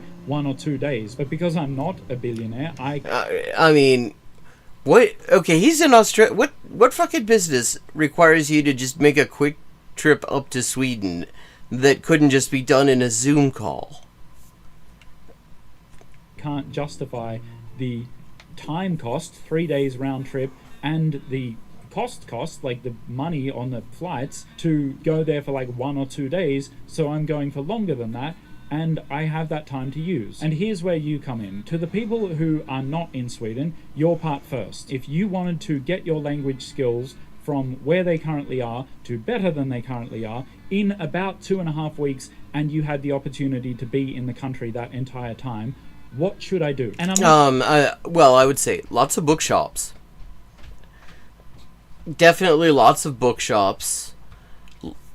And finding, I'd go to pubs or something like that. I mean, if there weren't the whole like pandemic shit. This time of year, I don't think you're gonna find many beer gardens in Sweden. I maybe they have them, but I don't know that I'd necessarily want to be in them because it's probably bloody freezing. But I mean, places to actually like chat to people would be definitely a thing, and lots of reading. Definitely like get a newspaper every day, like an actual physical newspaper. Music. All the Swedish related input that you could possibly get that you can't get elsewhere, or that you can get elsewhere, plus the sorts of things that you can get elsewhere. Like, his Swedish is definitely sort of, from what I've seen, on a level where he can, like, chat with people, so lots of that. I'm gonna pretend that there is a prize for the best answer, but there's totally a prize for the best answer, because you might get my love and recognition and feel some kind of warm fuzziness in your life. But try to be a bit creative. Try to think of things where a lot of talking and listening is kind of inherent to that thing. Okay, don't say something like go and order food at a restaurant. I wasn't planning on fasting for 17 days. Okay, obviously I'm going to order food. What have you got? I've already got some ideas. What have you got? Now, if you are in Sweden and the screen isn't too bright, then you should recognize this, because it's where you currently are. This is Sweden. This is where I'm going. There, this. I think this is actually a more geographically accurate map of Sweden. I've I mean, yes, because Sweden is a giant island. not seen this picture before, but I've just seen that Östergötland has a tiger on it. Is that a tiger?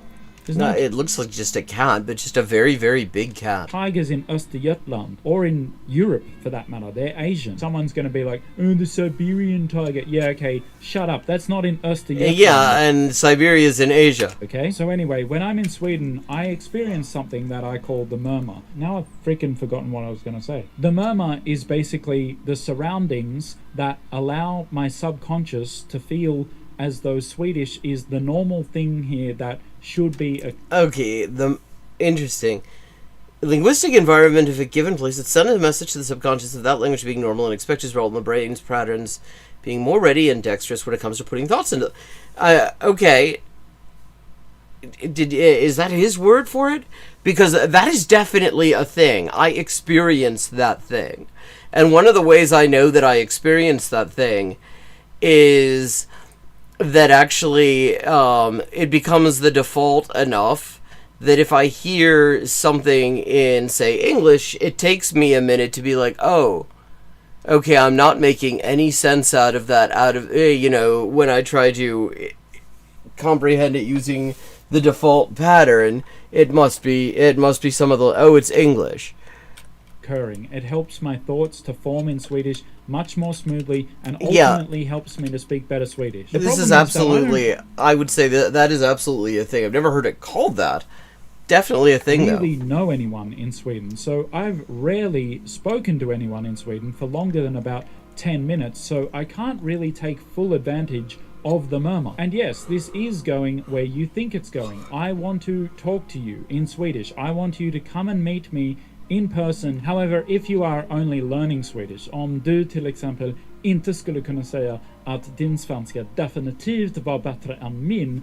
Like, okay, see, I mean, he has an accent, but like he gets that E sound really well, and Så att de här möten kanske inte till dig. I am only inviting you to do this if you speak Swedish natively or if you speak a very high level of Swedish, and that's not me being elitist, okay? It's just that I am trying to conjure the murmur. I'm trying to get the murmur to come to us. That doesn't happen for me if I can sense that the other person is not fully comfortable speaking Swedish. I actually do understand this as well. I mean, now I know you're excited and you're asking where and when is this happening? Well, unlike last time when I met a bunch of my viewers in Göteborg, I don't have so tight plans this time. I'm not really sure. Basically, hit me up on Instagram and we'll try to work it out. Now, the range of dates is from... Okay, interesting. I'm not in Sweden, so that's not something I can necessarily help with. But in terms of ideas, I certainly can. So let's... Okay. これから何にしましょうかな. Okay, we have some Yurugengo. There's one that I'm kind of curious about here, asking whether Nagoya ben is Kanto or Kansai, and that is actually I am kind of curious about that in part because Nagoya. One of the things about Nagoya is it does seem to be both. Like, that is the place where, of any place I've spent time, that is where I've spent time in Japan.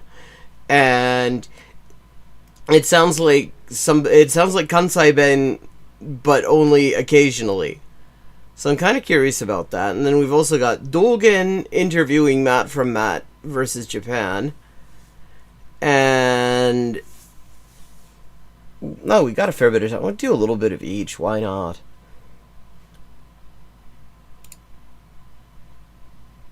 Okay, we're gonna start out with Nagoya wa Kanto ka Kansai ka by Yurugengo Radio. I'm gonna drop that link in chat. I have to say, Brian in chat introduced me to this channel, and I have quite enjoyed it. It has been a true enrichment to my life. Very interesting conversations that they have. よくさ、関西なのか関東なのかみたいな。Because Mizuno-san, if I remember correctly, is from Nagoya. And Horimoto-san, I believe, is from Hokkaido, possibly? なんか東なのかみたいな議論って対立構造ってありますよね。ある地域は関西的なのか関東的なのか。ありますよね。だから東の方が味付けが醤油が濃くて、西の方が透明なうどんの汁で食ってる。そう。なんかね、どん兵衛かな、とかもなんか出汁変えてるんですよね。そうだね。東のバージョンと西のバージョン違うっていうよね。はい。名古屋ってこれどっちなんですかね。あ、出た。あ、そのよくあるパターン。そう。Yeah, Nagoya is really kind of both. But apparently there have been studies, and he's going to talk about the conclusions of them, that show that it is actually one or the other. So I'm curious. なんかジョークであれありますよね。東京の人はエスカレーターの左側に立って右側を開ける。はい。で大阪の人は右側に立って左側を開ける。名古屋は真ん中に立っているっていう話がありますよね。なんだ。開けとるて。Okay. For anyone who didn't follow that, what he was saying is that Tokyo people stand on the right side of the escalator, leaving the left side open. And Osaka people stand on the left side of the escalator, leaving the right side open. And Nagoya people just stand right in the middle. Yeah, and linguistically that sounds about right. 中部地方ジョークがあるって聞いたことあります。僕聞いたことないですけど、それ。僕出身がね、愛知県なので、興味がこれあるんですけれども、私も方言の研究者にもね、取材をしました。最新知見を取り込んで、結論をズバッとこう断言したいと。だから名古屋が関東寄りなのか関西寄りなのか。関西なのか論争。そうか、方言から決着つけられるんだ、それ。はい。あ、じゃあ、ズバッと教えてください。はい。結論断言したんですけど、Okay, the conclusion first. 結論から説明していってますよね。よし。どちらとも言えないらしい。断言できた。いや、どちらとも言えない。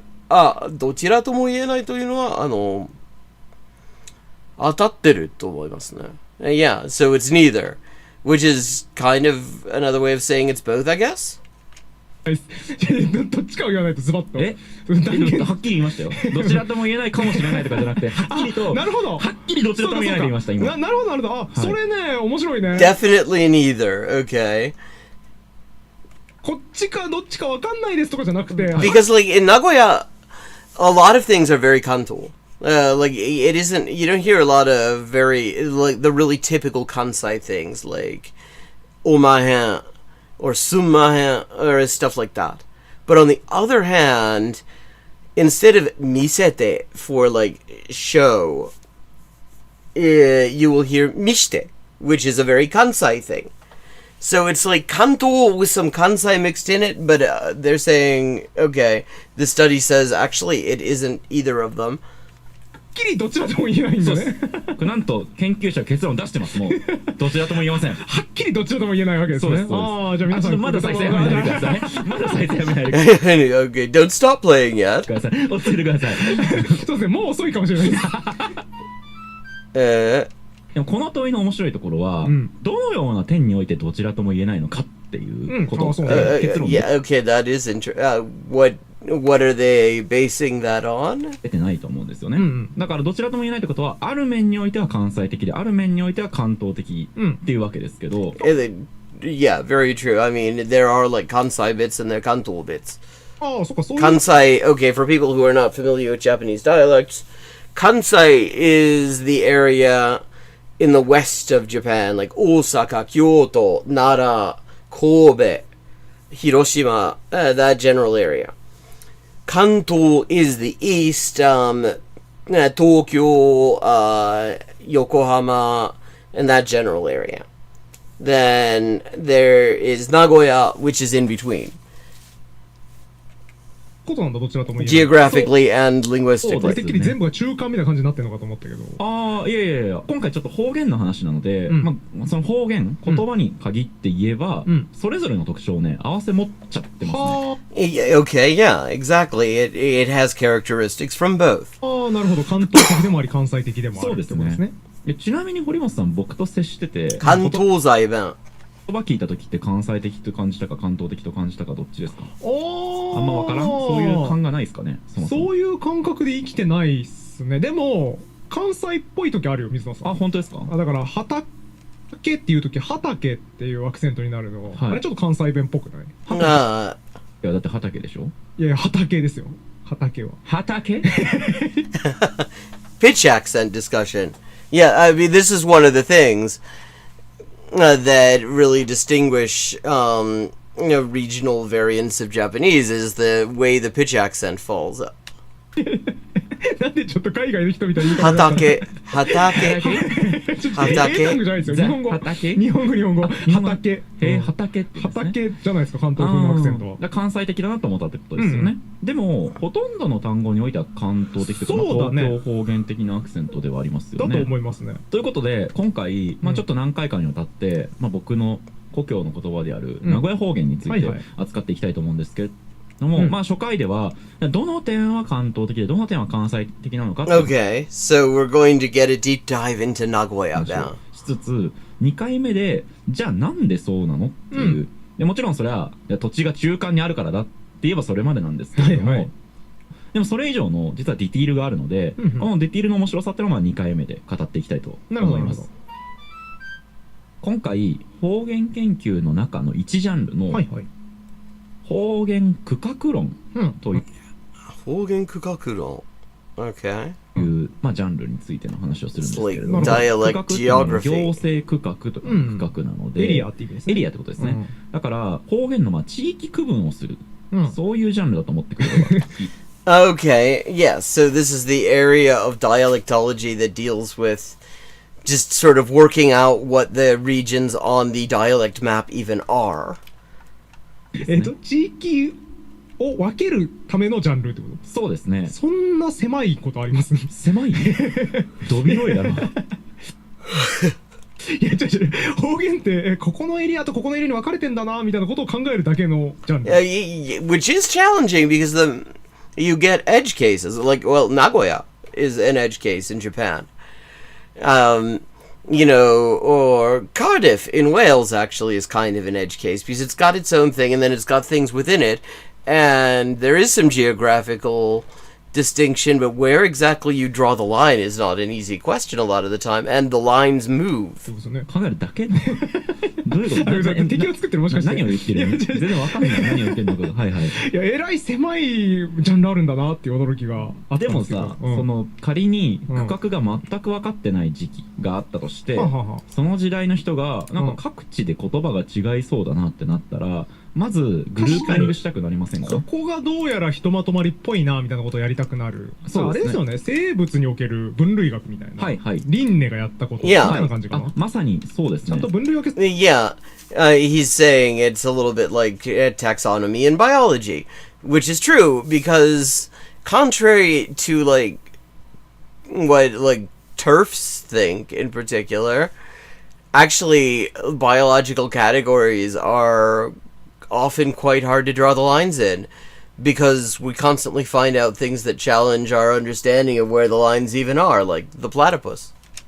するところから始まるのか。だからまずその日本語の諸方言っていうのをずらーっとあったときに、本土方言と琉球方言にまず分かれますよね。Yeah, so it's divided. The conventional distinction is between mainland and Ryukyu, which makes sense because when you get to the Ryukyu Islands, things actually take a very, very distinct turn, around Okinawa and those areas. 琉球方言って言いましたけど、現代の言語学だと割とこれはもう一つの言語として、琉球語として扱うことが多いですけど、本土とじゃあ琉球方言に分けた後に、Yeah.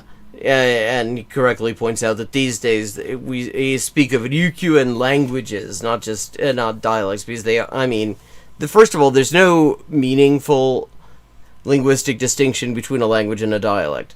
Linguistically, there is no difference. It is very much a matter of official recognition.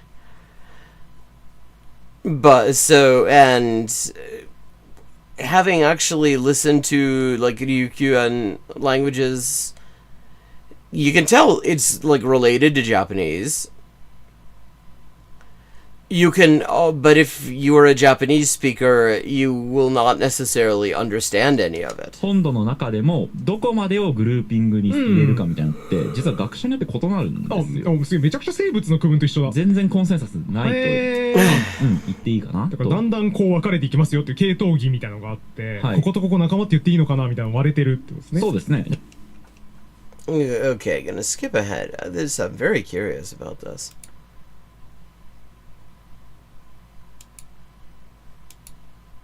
Okay, here we have the map. 前に、明治39年。っていう感じだ。琉球、okay. 阿南、沖縄、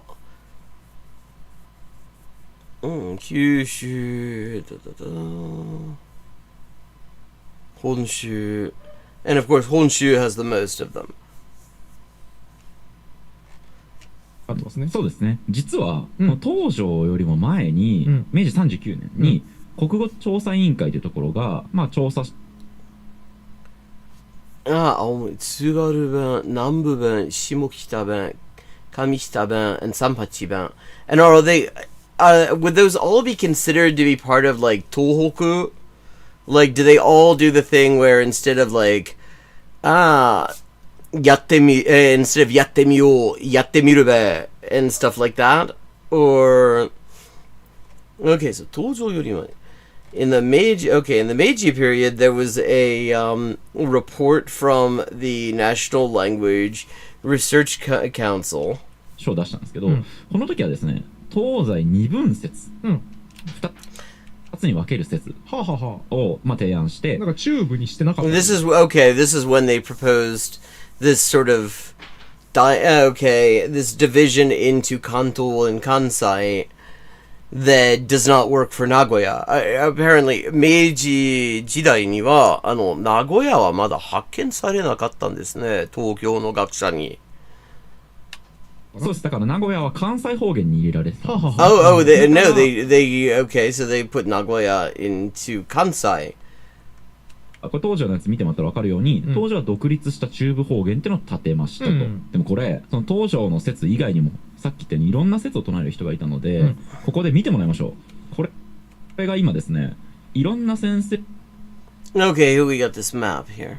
So 四国方言、中国方言、雲白方言、近畿方言、関東、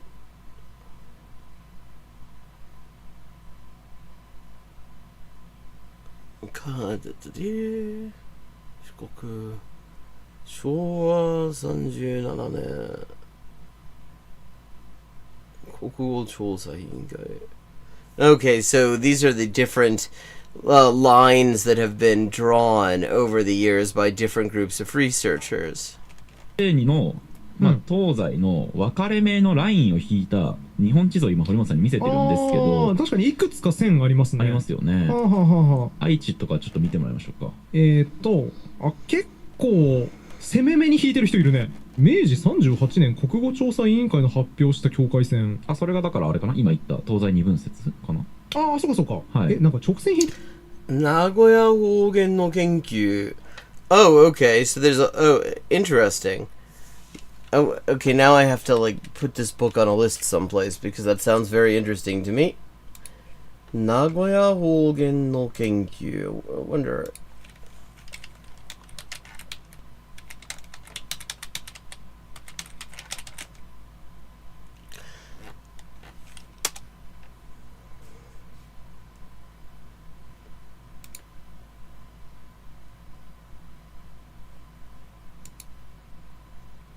Edo Jidai Hen. Oh, wait a second. Okay, so this is from 1971. It's out of print.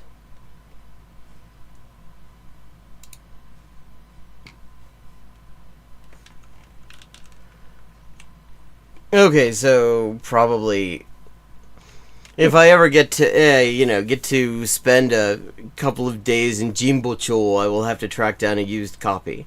Jimbocho in Tokyo is a neighborhood that has like the biggest concentration of secondhand bookshops in the world, and therefore is like sort of my idea of paradise a little bit. だけどめっちゃ嘘、本当？まっすぐ引いてないこれ。これだからまさにこの多分真ん中で割って、これも東西の区分、分かれ目としたっていうことじゃないですか、ね。だから地形とか無視して機械的に東と西。はい。植民地主義じゃない。エジプトのやつじゃん。He's like, so they didn't really bother with the topography or anything. They just mechanically drew a line. Wow, that's very colonial of them. Which, yeah, actually. 39年だからまだ起きてない戦争が。ああ、そうか。だから逆に先駆けちゃったとも言えますね。先駆けちゃった。Ahead of their time. まあでもとにかくこの線見てもらうと分かるのは、人によって関西と関東の地形が全然違うし、愛知もそこにまたいでる人もいればまたがってない人もいたりして、もう本当にだからあれだね、岐阜県とかがかなり流動的だね。岐阜県とかは丸ごと東だって言ってる人もいれば、丸ごと西だって言ってる人もいる。はい。So Gifu is another one that researchers seem to like disagree on apparently. なんかちょっと言葉違います。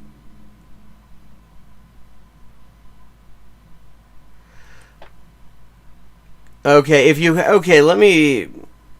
Don't worry, I'm not gonna break. That won't break my train of thought. But if you have,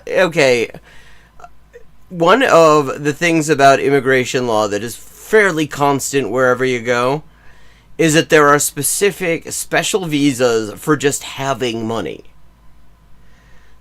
So if somebody, like one of the things they're always asking is, show that you can like insure your maintenance. If somebody has that much in available assets that they can show, then you can pretty much go anywhere. At that point, that is absolutely not an issue. Of course, I mean, some places are a little bit stricter about it than others, and there are like rules. Like Britain has this thing where there is a rich people visa, essentially, where you have to show you have like at least £1 million, but then you have to put half of it in like their like treasury bond sort of thing. In order to be eligible for it. But basically, if you can show that you have that kind of money, there aren't really a whole lot of places that will turn you away. 一緒のように扱えもしないわけですよね。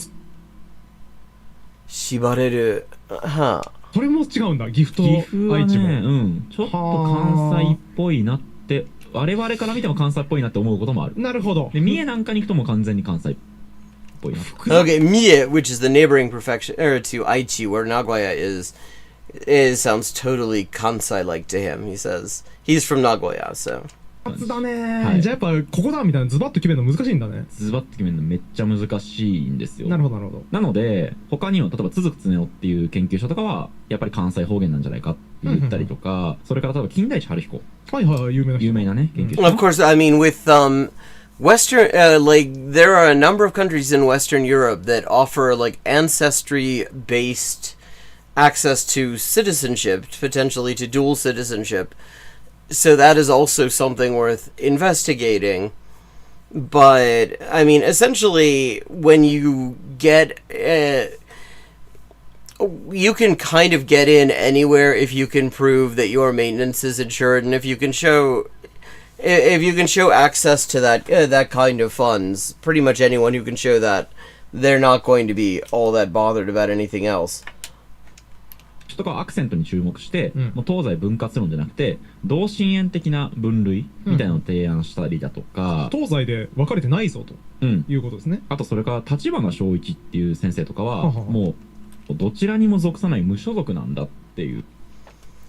へー。Okay.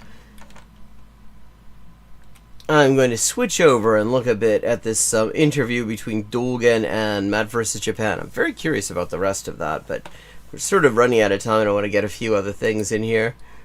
Hey everyone, Dogen here, and today I'm joined by Matt from Matt vs. Japan. Matt is an extremely proficient Japanese speaker. I don't know, maybe it's the camera angle, but there's something, Japan. Ireland definitely has there are two things. There's Irish descent, which is like grandparents. If you can prove you have Irish grandparents or grandparents who would have been entitled to Irish citizenship, then you're in. Then you basically can just get an Irish passport. There's also Irish associations where somebody is more than just 2 generations back. And then you don't like automatically get citizenship, but you can get but they can grant it. They have discretion, and if they don't grant it outright, they can loosen the requirements and various things. But yeah, I mean, so that is an option. I mean, Italy has something very similar. I know, I mean, Germany has, if, for example, you are descended from somebody who was deprived of German citizenship by the Nazis, then there's a fairly straightforward path to citizenship, though they keep you waiting for a very long time when you file the application.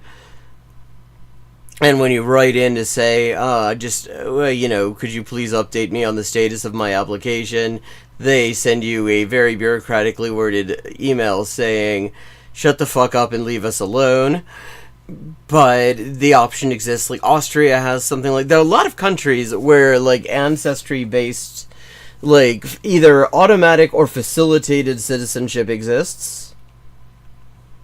And I've seen that. And pretty much any place in the world, if you show them, like different countries have different cutoffs, but if you show them a certain amount of money in a bank statement, then they really aren't particularly worried about any other requirements. Many people in the comments of my videos have asked if I'm ever going to do a collaboration with him or Let me drop this link in chat for anyone interested, because both of them have very interesting things to say about Japanese. And I have to say, Matt versus Japan, I don't know if it's the camera angle, but there's something about him that reminds me of the cat in the Blonde Woman Screams at Cat meme universe. Of what I think of his Japanese is spectacular, by the way. どうもこんにちは、マットです。僕はですね、独学で日本語を覚えたアメリカ人なんですけど。Yeah, I mean, I would agree with Dolgan. Like, he pronounces it really well, first of all, and it's a very good flow. アメリカにいるせいで、せっかく That's the same mic I have. 覚えた日本語をなかなか使えてないんですよね、最近は。というわけでですね、どうしたらもっと日本語を話せる機会が増やせるのかって考えてたら、最近話題の VR チャットが。Yeah, this is, like, anyone who manages to get to this level in Japanese has done extremely well. And doing it in a context where you don't get to use it much, and I say this as somebody who did that in a context of not really getting to use it much, because I really haven't been back to Japan since the 1990s, though I want to get back there. That is actually very challenging unless you just happen to find places where you're surrounded by Japanese speakers. And you get the murmur going, as So today I'm just going to kind of ask him about how he studied Japanese, his general kind of learning journey, and we're going to try and see how much information we can get from him. And I know this question is going to be inevitable. Some people are going to say, who's got the better Japanese? It's like... And I honestly don't know. I think Matt probably is more fluent than me in general. And certainly his reading abilities are better than mine, but I guess I'll leave that up to the Jap. I agree with that. So why don't you kind of walk up making these comedy videos and stuff, and so it makes sense that you would optimize the time you put into practice and things like that to get the best result in that. And if there's some aspect of Japanese, like speaking super polite excuses, but a large... Yeah, I was there as an exchange student in 1995 for a summer in Nagoya, and it's just been completely in the opposite direction to every other place my travels have taken me, so I've just never been able to make it back. part of like what I do on YouTube is more like creative writing in Japanese, and obviously like with the which is itself a challenge and a skill that takes some developing. Jokes and everything. Like to do, and I will say one of the things that's brilliant about his videos that make them recommendable on like multiple levels is the subtitles, the translations, making Japanese making jokes work in two languages, even when they're closer related languages than English and Japanese, is challenging. Translating the subtitles so that the same joke will essentially work in both languages when one of those languages is Japanese and the other is not Korean. Very challenging, and I would say like his translated subs are excellent for that purpose. And I did feel that before I started doing creative writing in Japanese, I was conversationally more fluent in Japanese, although my like vocabulary in general wasn't as large as it is now. But I did feel that there was like a big shift. So the way that you kind of reach a certain level, and then after that it's diminishing returns in basically every direction, and the more you concentrate on one thing, certainly it's going to affect other things as well. So yeah, and I think after a certain point it becomes a matter of, well, what do you really want to do with your Japanese?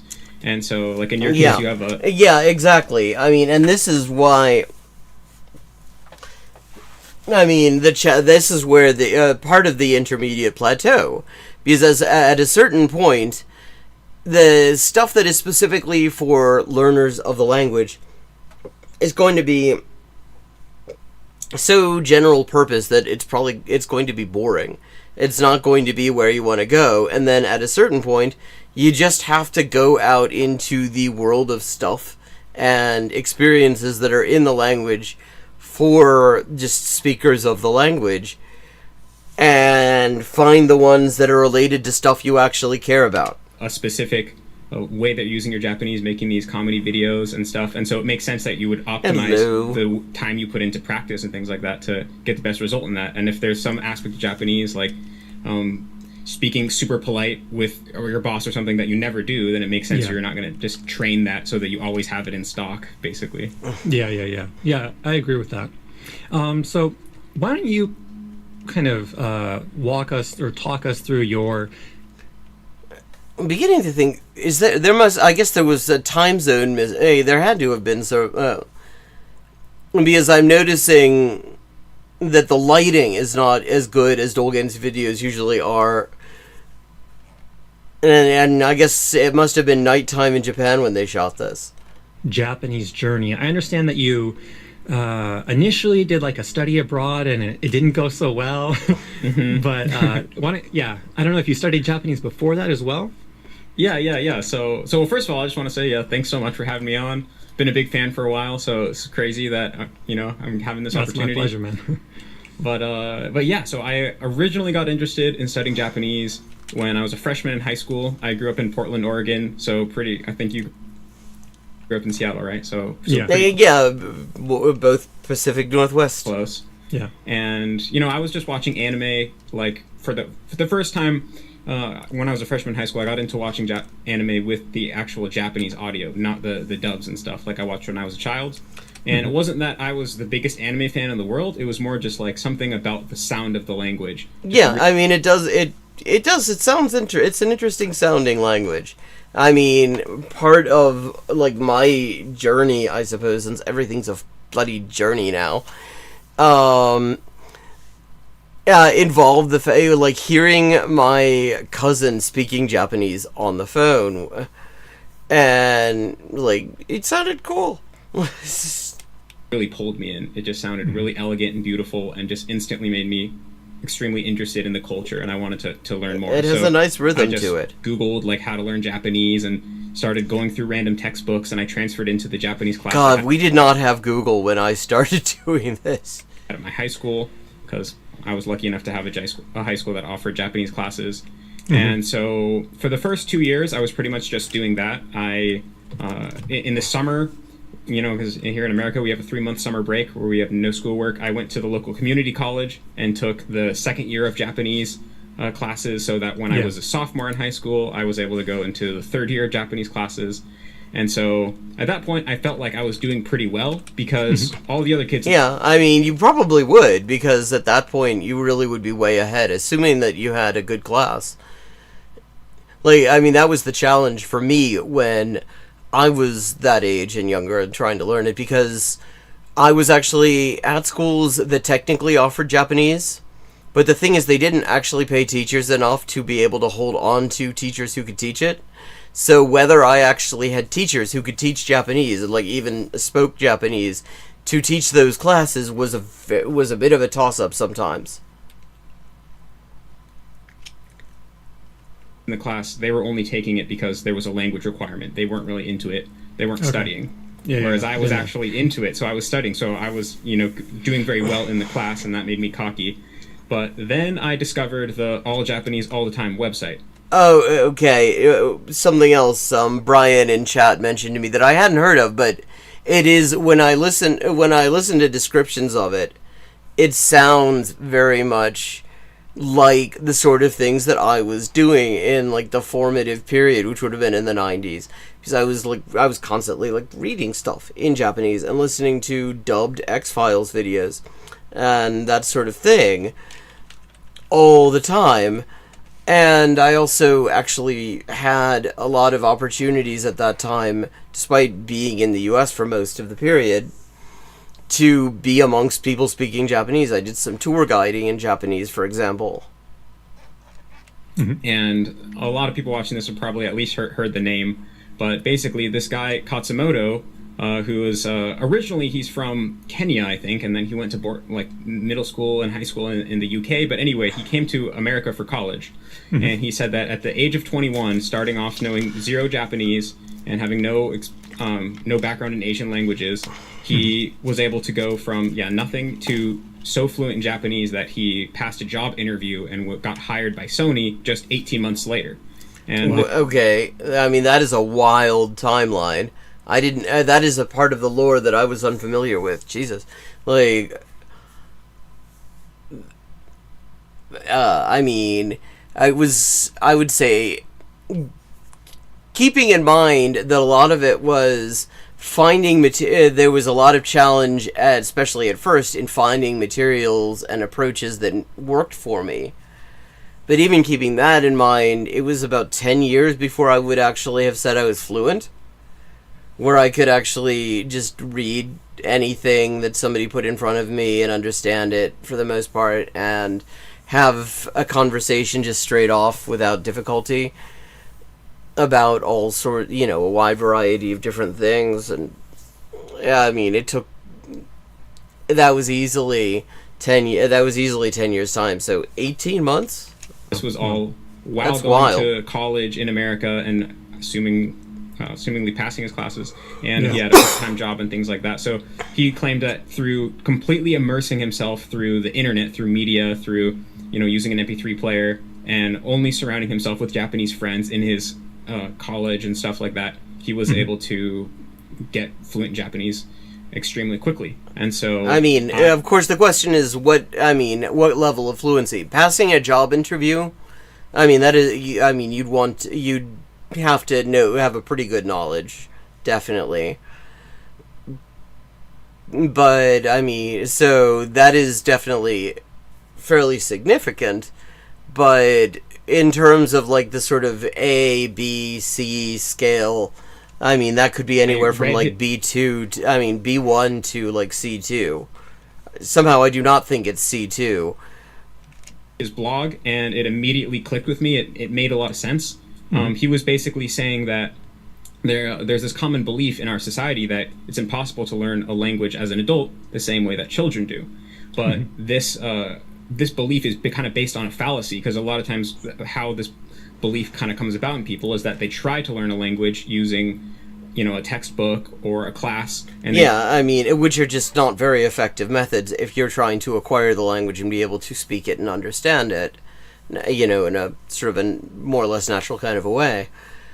Though, like the way a child does, requires some qualification because we're doing it differently. We're using the same basic mechanism, yes. But we actually have, in many ways, a more favorable starting point. Because when you're acquiring your very first language, you're having to become acquainted with the concept and the word for it at the same time, which makes both of those things more difficult on a certain level.